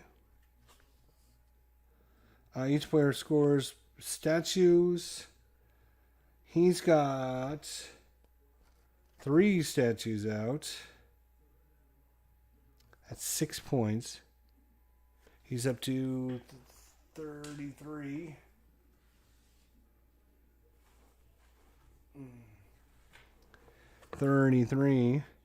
I got 0 statues out. Happiness marker. Neither one of us did anything with our happiness. Each player scores 2 victory points per production marker. Okay, so 2 points for me for having my happiness or for having my production. I thought that was just an end of game scoring, but it is. It looks like it's for both. And then we have to pay our bread. I have to pay 1, 2, 3 bread. Yucks. 1, 2, 3. So 3 bread. He doesn't have to pay any bread. And then we go back to our calculating. Again, we don't have any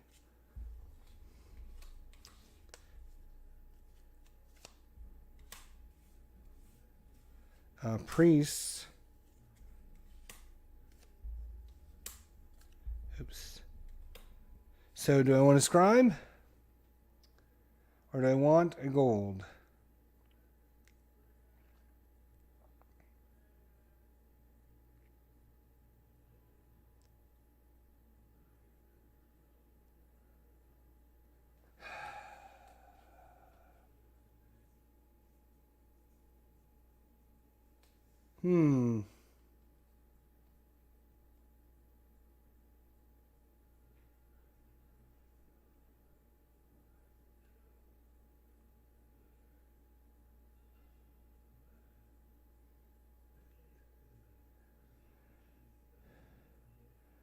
I think I will take the scribe.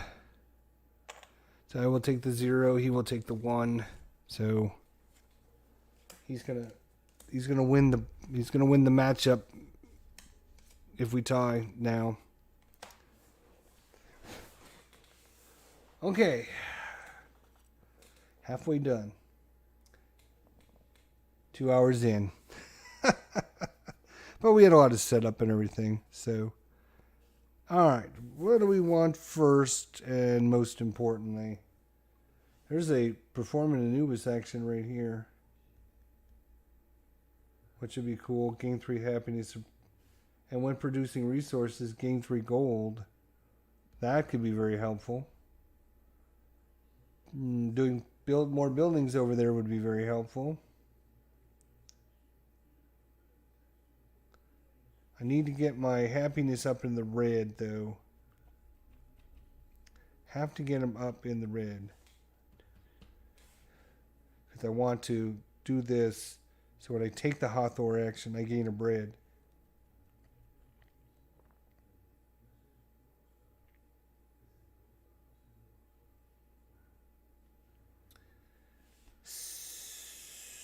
So happiness has got to go up.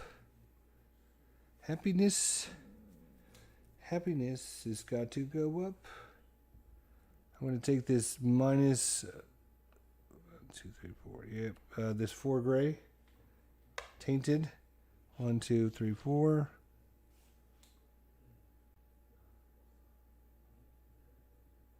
Oh, I get a scribe. And it costs me 2 papyrus. Right, I do have to pay for all this stuff. But I paid for it. So now I'm actually up to 2 scribes. I could perform the Anubis action if need be. Alright, AI, we have to build this little temple again.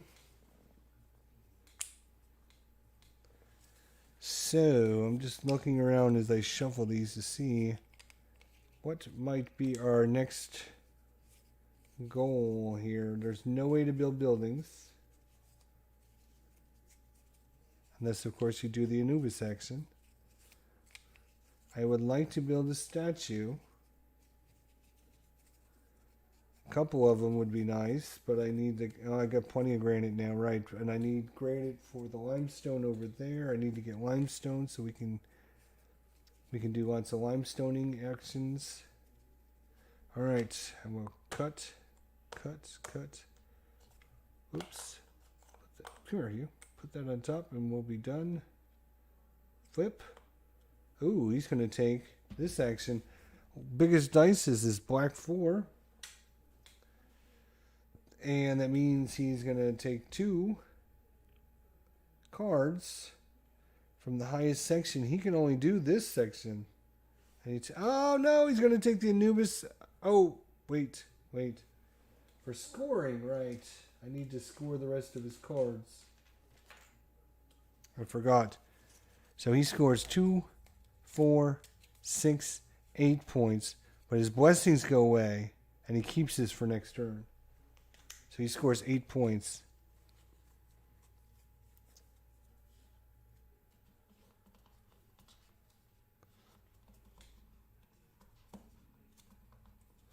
If I can get it. There you go. He would have scored 8 points in the scoring, which I forgot about. 1, 2, 3, 4, 5, 6, 7, 8. He's going to be ahead by 1.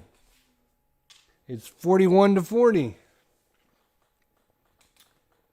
All right, so what was he doing now? All right, he was doing this action with the die.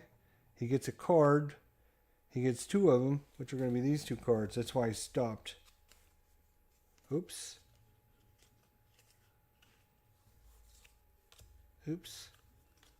This is actually a blessing. I'm going to have to shuffle that back in because it should have been a technology instead. All right. So he takes these 2 for end scoring.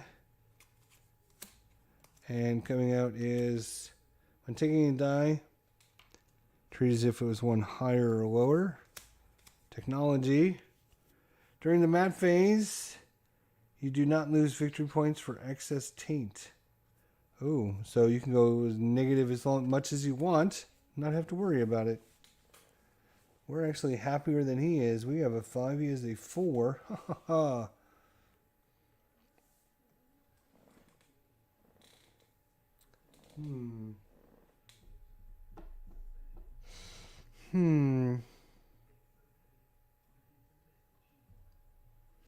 Getting this one would be good.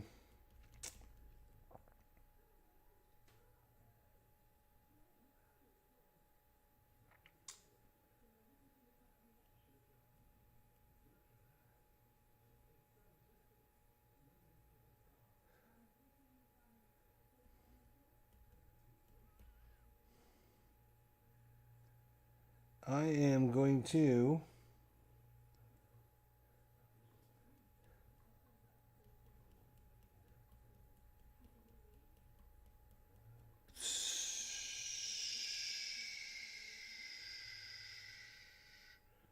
well, since we have no papyrus,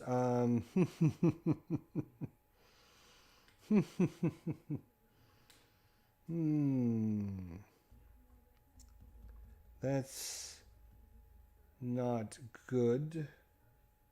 Our papyrus is only a 3 value over there. Way over there. We could get this though. When producing resources, gain 4 papyrus.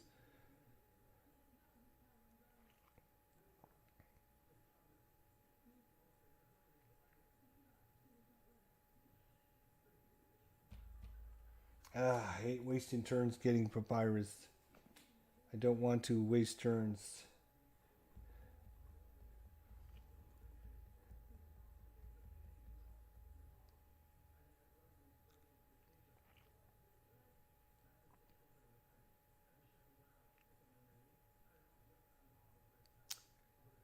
Bread. No, but I want this first. But the only way to... Yeah, okay. So here's what we're going to do. We're going to take the 2. Pure 2. Which gives us a card for free. We don't have to pay anything for that. If you use a 1 or 2. We used a 2. It's a pure dice, so we get a victory point. So we're tied at 41. And we're going to take this one right there. Technology it is. Boom. When we perform that action, we gain a bread. Because I think we're going to be building a lot of buildings here. Its turn is either going to be a brown dice or a yellow dice. Which is it going to be? And it's going to be the yellow dice, which is going to be this one right here, which is the 3. He's going to get 2 from this section, which is going to be these 2 right here. That's 4 victory points. Every time he gets cards, it's going to be 4 victory points. I should have built a statue there. Damn. All right, so we got a rotation because did our 2. All right. Well, let's start here.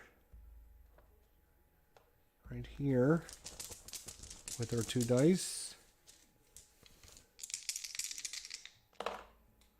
All right, so it's going to be pure and tainted. That one is going to be, let's see, shadows is going to be tainted, or yeah, that's right. This one is going to go there. These are going to go pure. Here in the shadows, let's see what we're going to get. 2 brown dice, which are going to be pure. This goes tainted. That stays pure. And the black goes tainted. Nice. And then in the pure, that's good. Okay, those stay. We're done.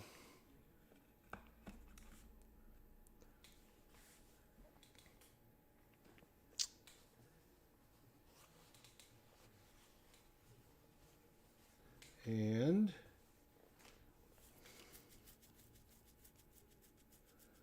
okay, my turn. My turn. My girl. Do do do do do do. My girl.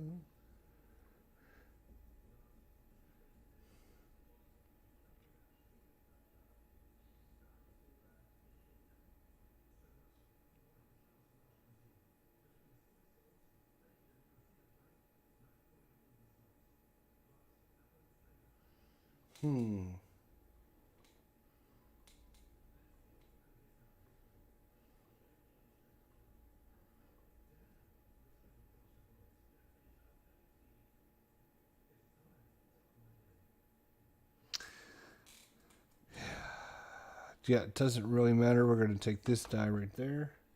That's pure die.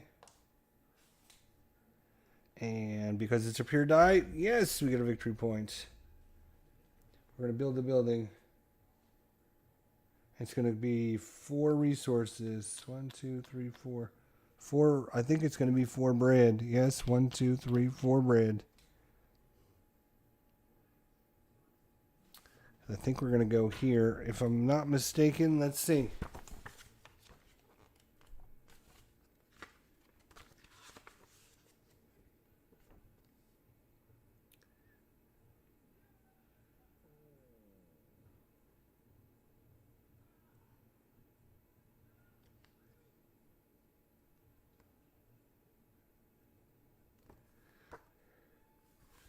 Okay. So I'm going to get bread. I'm going to get 3 victory points for my pillar being there. 1, 2, 3. Then I'm going to get a limestone and then a granite for those other 2 spaces up there. And then when I perform the Hathor God action, I gain a bread. So gain another bread back. Thank you.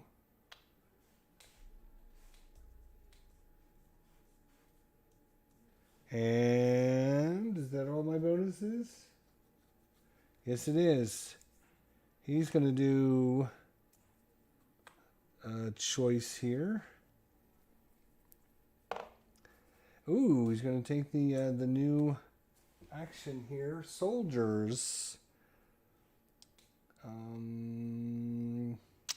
going to tie between soldiers and priests. 4 and 4. He doesn't have a statue in either one of those locations.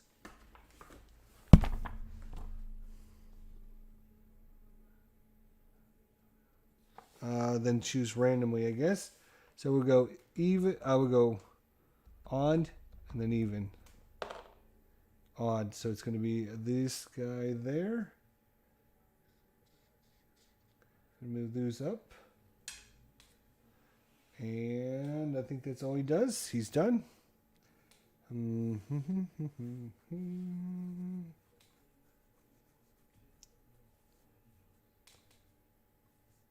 I am going to build a...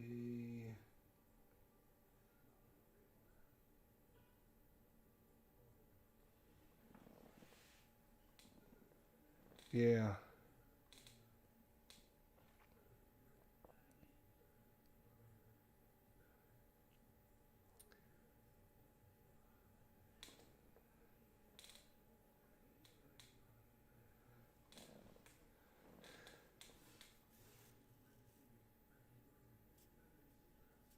All right, I'm going to take this 6 over here, put it there.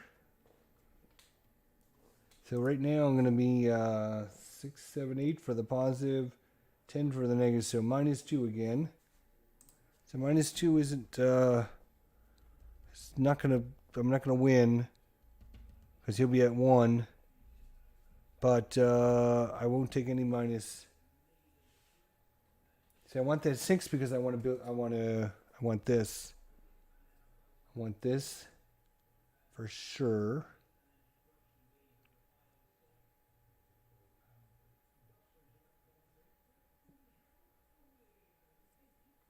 And I can build it like that. I get a bread for building on the bread. I also get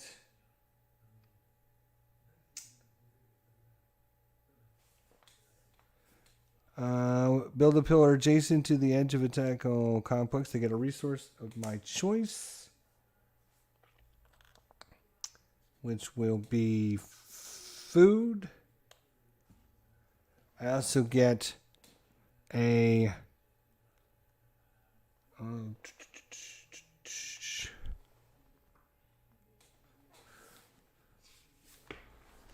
right. What do I get? I get 3 victory points for having a building in that row, right?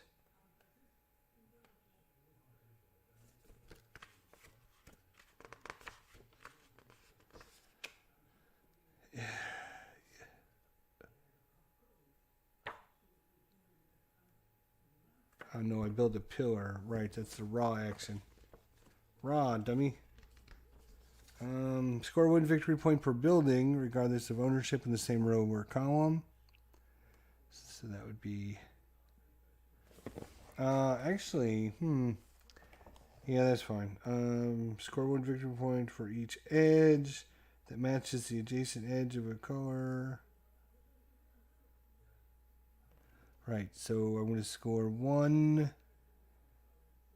2 victory points. I'm going to score 2 victory points. 1 for adjacency color and 1 for my building. That's 2 plus 3. 5 victory points. I'm up to 50.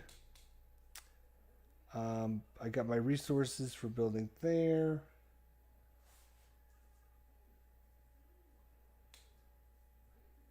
He should have 2 more scribes because I built twice now, and I forgot about that. Is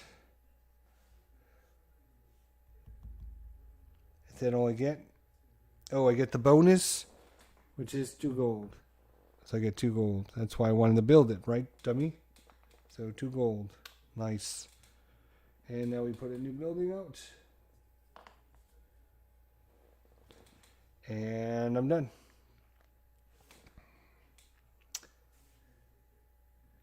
And now for the AI. Is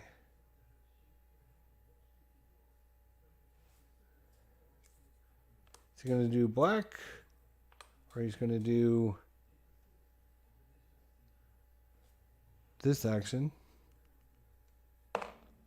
And he's going to do black die. Highest black die. Well, it's here and here. He has a statue in both of those regions. He wants to take a pure die if he can, so he will choose this one. So he's going to take the raw action. Where's the other dice? This one? Okay.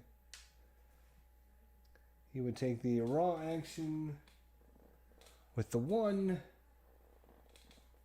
No, with the 3 that he just got. So that's this one.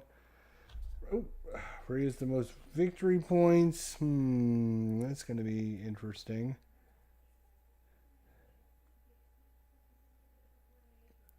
We'll go 1, 2. He doesn't care about colors. 1, 2, 3, 4, 5 victory points. This slides over. And it comes down to pressure time now, boys and girls. Pressure time now. Okay, rotation. We're rotating. We have 4 turns left, and this game is over. All right.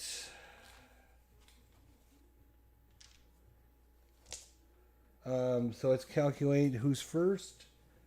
I'm at -2. He's at 1, so he's going to win the initiative.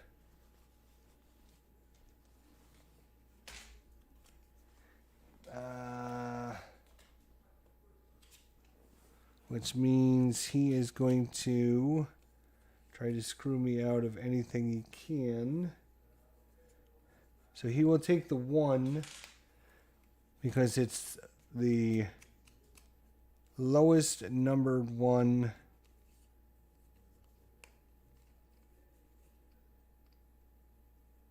Or does he take the highest? I forget. Does he take the lowest or the highest? He takes...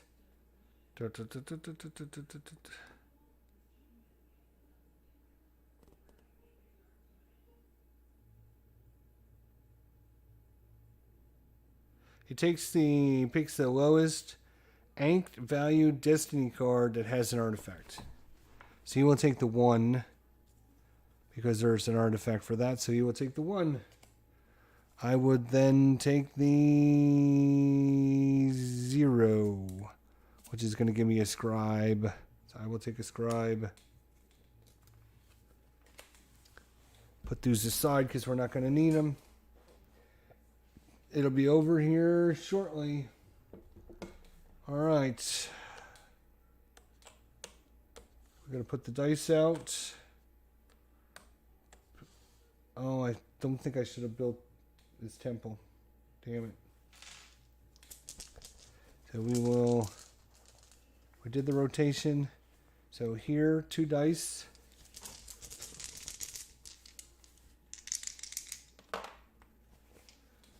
All right, in the shadows, we have a pure dice. We have a tainted dice. We have a tainted dice. We have a pure dice. And we have a tainted dice. There's a couple big ones there. This goes pure. This goes tainted. These go tainted. This goes tainted. Pure. And now we got to roll last 2 dice, which are going to be both tainted. Wow. Now all of a sudden I can do a raw action. All of a sudden. And you're pure. That's right. You are tainted. You are unavailable. You are pure and you are pure. So here we go.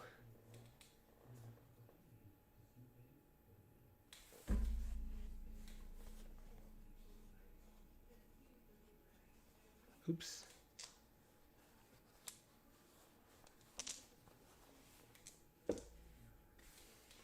All right, I got 3 scribes.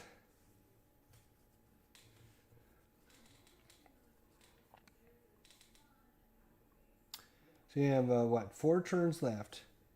1, 2, 3, 4. Then it's over. Final scoring. So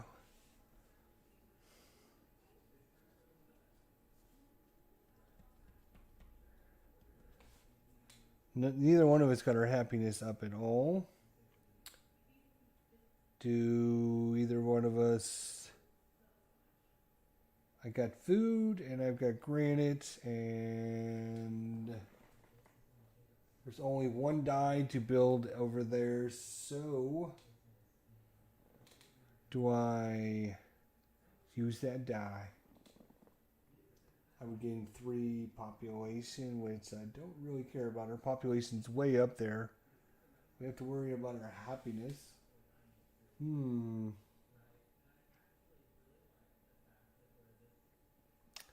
Getting some more scribes would be nice. If I get one more scribe.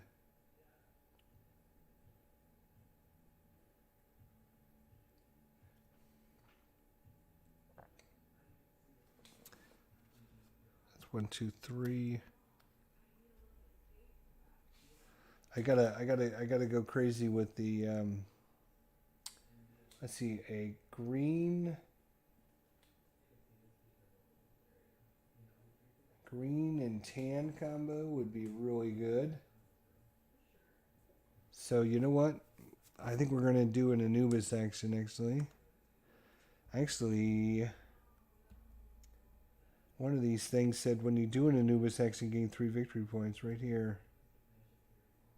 So I got this first. It would be worth 3 victory points to do that.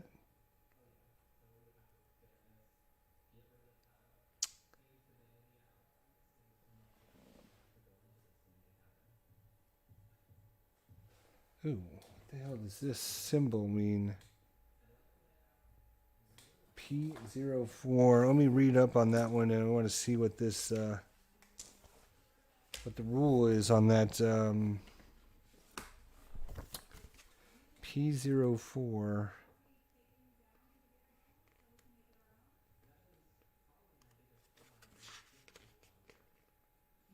P04. Score one additional victory point for every edge on the pillar tile that matches the color edge of an adjacent pillar tile or the outer edge of the temple complex. Wow. So that's an extra.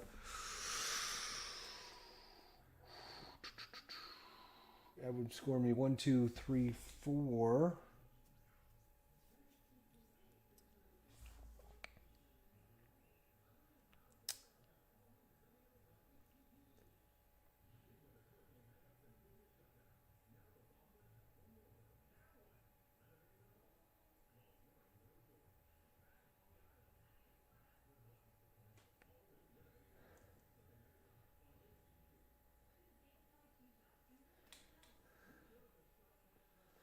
All right, we're gonna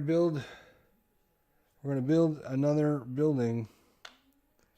This time we're gonna spend 3 food. 1, 2, 3. 1, 2, 3 food. I'm gonna build it right there. I'm gonna get a papyrus. I'm gonna get 3 victory points, up to 53. I'm gonna get to do an Anubis action with a die of 1. So I'm gonna get a free card in section red, which is going to be this one right here. So when I do my Anubis action, I will get 3 victory points here in a second. And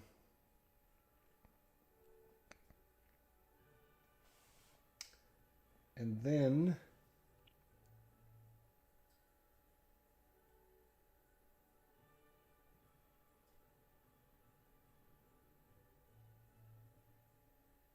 oh, I had to choose a die. Right. Let's choose this one. 3. So that was a pure die. So there. I also got 3 of my population, which I don't really care about. I also get another food and a valor.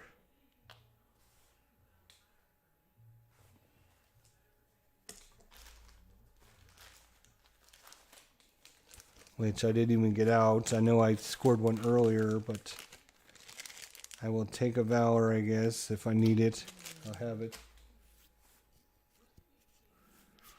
Um,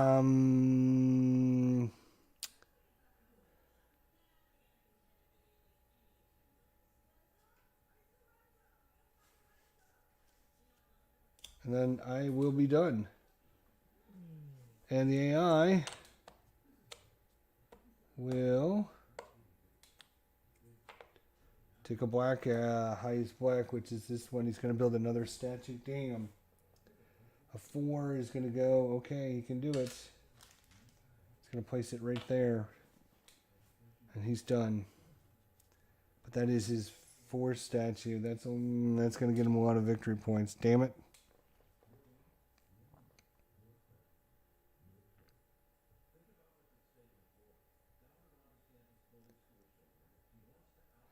And it'll get him a lot of victory points. We got to be up on him quite a bit.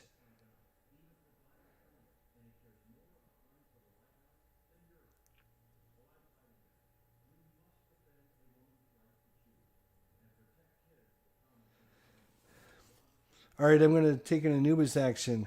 I'm going to spend 2 scribes to take an Anubis action. I'm going to take this 6 right here.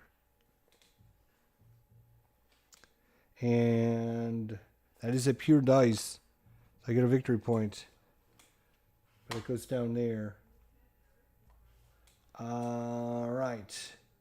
And I'm going to do a raw action, which is going to be this one right here.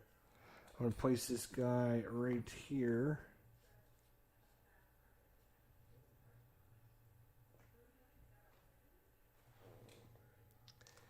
And I'm going to be covering up a papyrus, so I'll go ahead and grab that. Papyrus. And I get an extra victory point per edge that matches. That's 1, 2, 3, 4. Plus over here is 3. That is 7 victory points. Plus 1 for the building is 8 victory points. 8 victory points. And then when I perform an Anubis action, I gain 3 victory points. I don't think I took that already.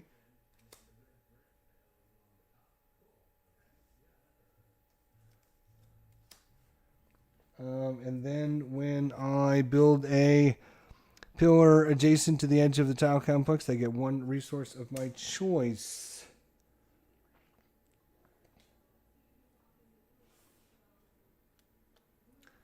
I got tons of resources now. Good Lord, where was all this stuff earlier? I'm going to go with...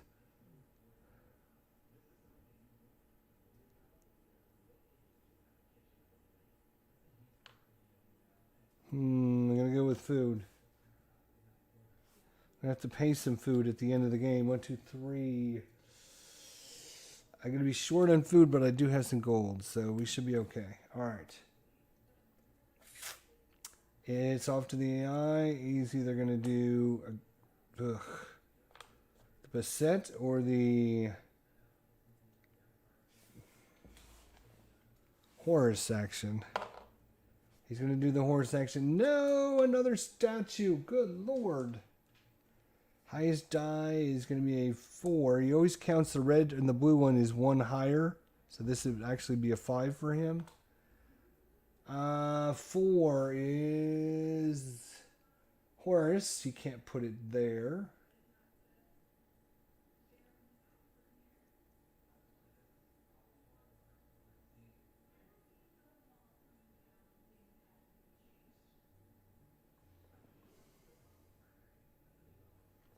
I guess he would put it in...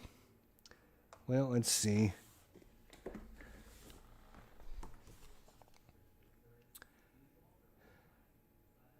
If he can build a statue for the people on the Seth board so he gains at least 2... Nope. Otherwise, he builds a statue in honor of the god according to the die value. If that space is already occupied, he builds a statue for Seth. Okay, so I guess it does build another value over here.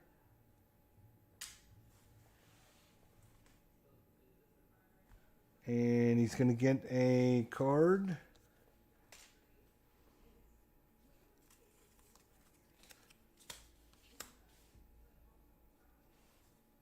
should have built a statue here. That would have been a lot of victory points.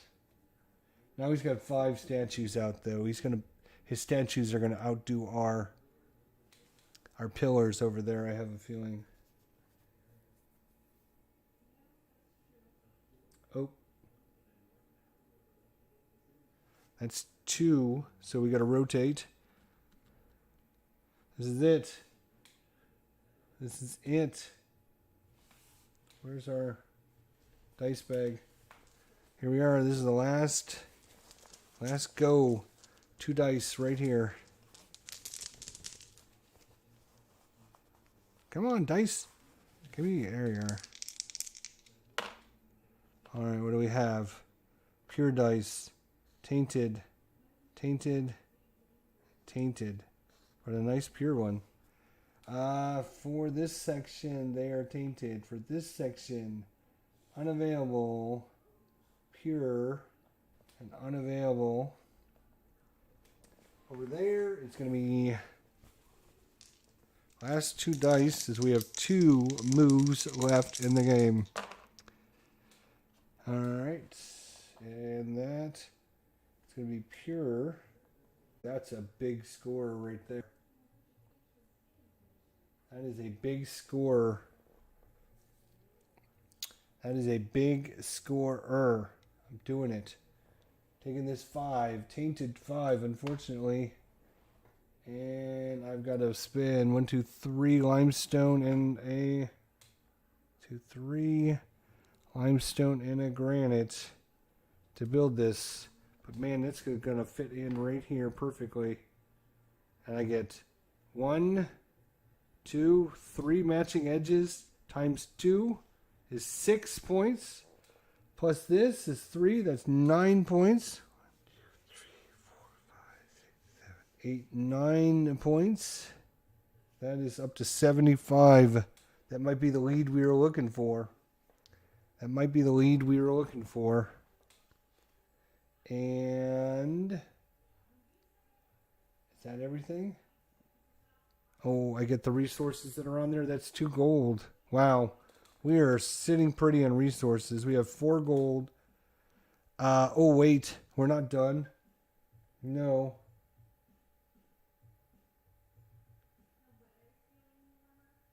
We built on the edge.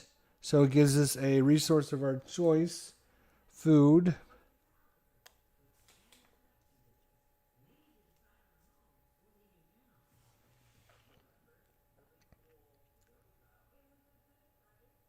I think we're gonna get him again. I think we're gonna get him. All right, what's he gonna do? He's got a choice between a couple gods. Okay, he's going with Osiris. He'll take the 5 brown. Go right there. He's gonna build a building. Oh no, he's gonna take these victory points. That's 3 victory points he just stole. Unless they build a statue, I could take them right back. So we're each going to get... I'm going to have 2. He's going to have 2. So that's going to whitewash out. Right now it's 46 for the bottom common. 75 for me. But we have 1 play left. Oop, I keep forgetting to add thing back.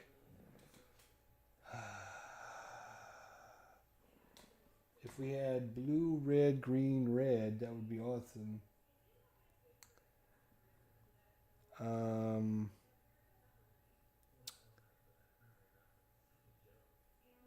I think we have to build a building. We have to build a building right here. It's going to give us 9 victory points for that. So we just got to build a building. So we're going to take the pure dice, which is a point for us. And we got to build a building. And it's going to be 3, 6, 9 valor points. And a nothing. So it's going to give us 9 more victory points. 85 is our score right now. He has 46. He's in trouble. And it's going to have a choice of brown resource or yellow resource. It's going to be the yellow resource, highest one, which is this one. He's going to take 6. He's going to get 3 cards from this section right here. He's going to get a lot of card points. He is going to get a lot of card points. But that is it.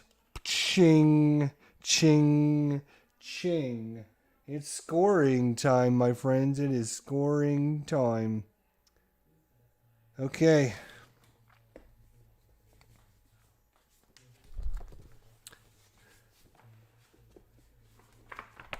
So he gets 6, I get 6. 1, 2, 3, 4, 5, 6. He's up to 52.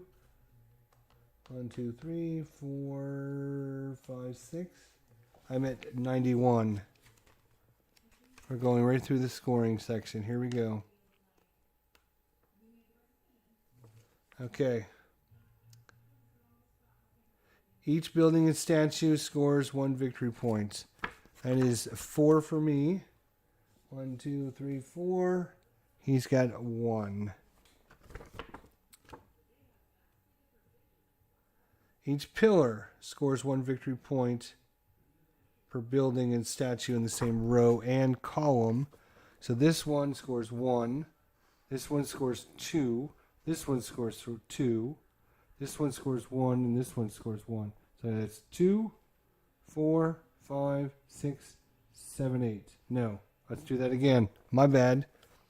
That is 2 for this, 2 for this, 2 for this, 2 for this, and 1 for this. So 2, 4, 6, 8, 9 points. 1, 2, 3, 4, 5, 6, 7, 8, 9. I'm up to 104, my friends. He will score 1 point for having 1 building in the same row.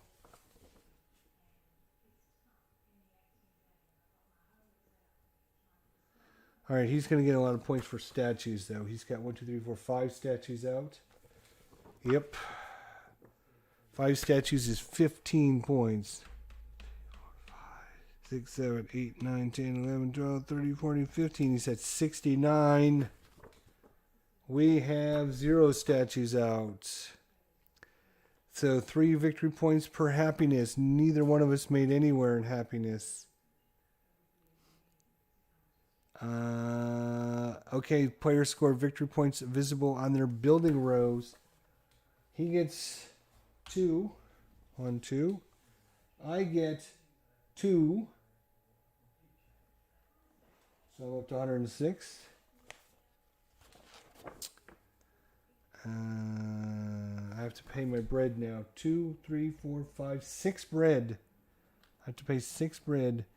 1, 2, 3, 4, 5, 6. 6 bread.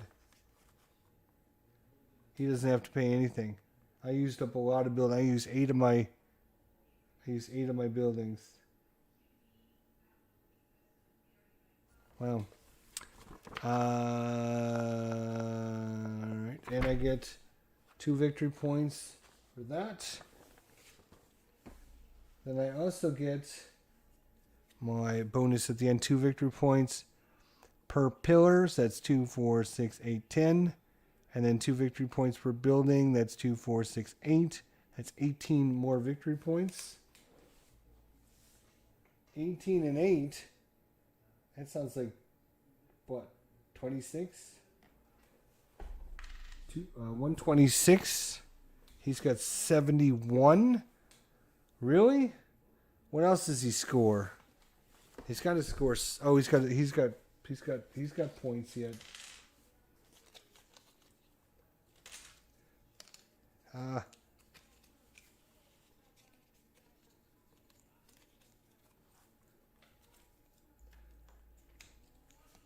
He scores for cards. He scores for scribes.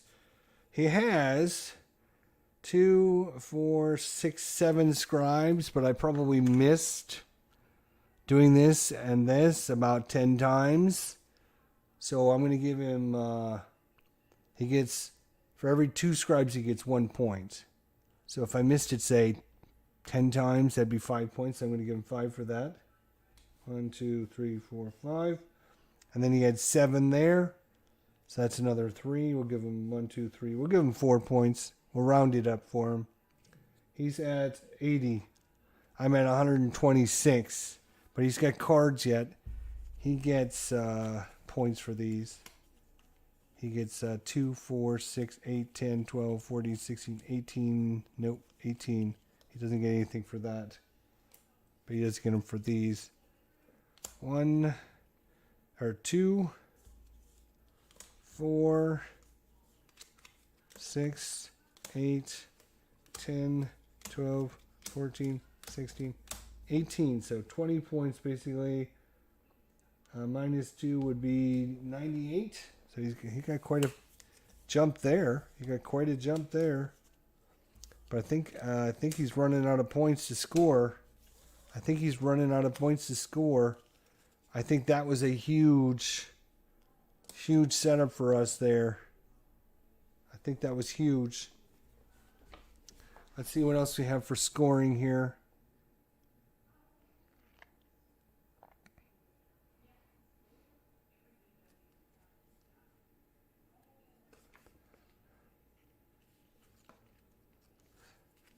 Scoring.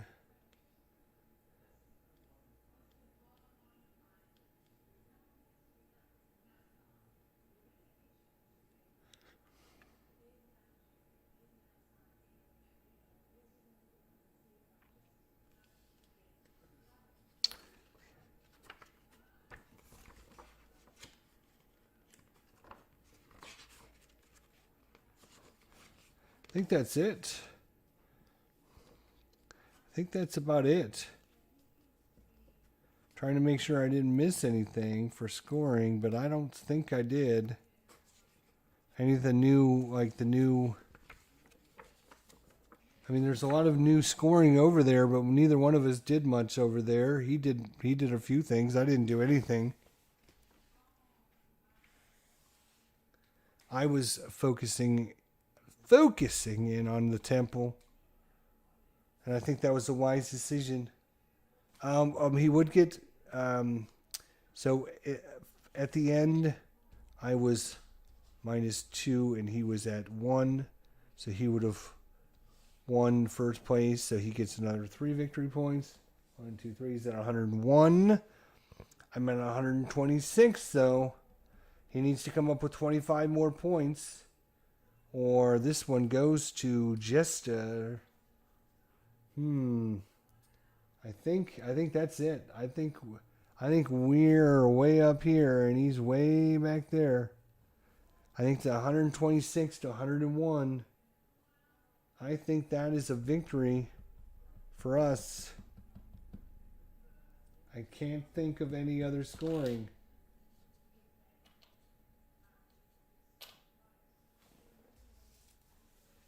Do we have any points in form? No. No.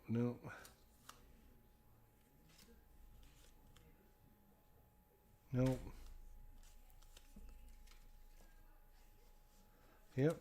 And that was huge for us. Those 2 extra victory points for every pillar and building around the temple. That's 2, 4, 6, 8, 10, 12, 14, 16, 18. That was 18 victory points right there. We still would have been ahead, but not by much. 26 minus 8 is 108. So it would have been 101 to 108.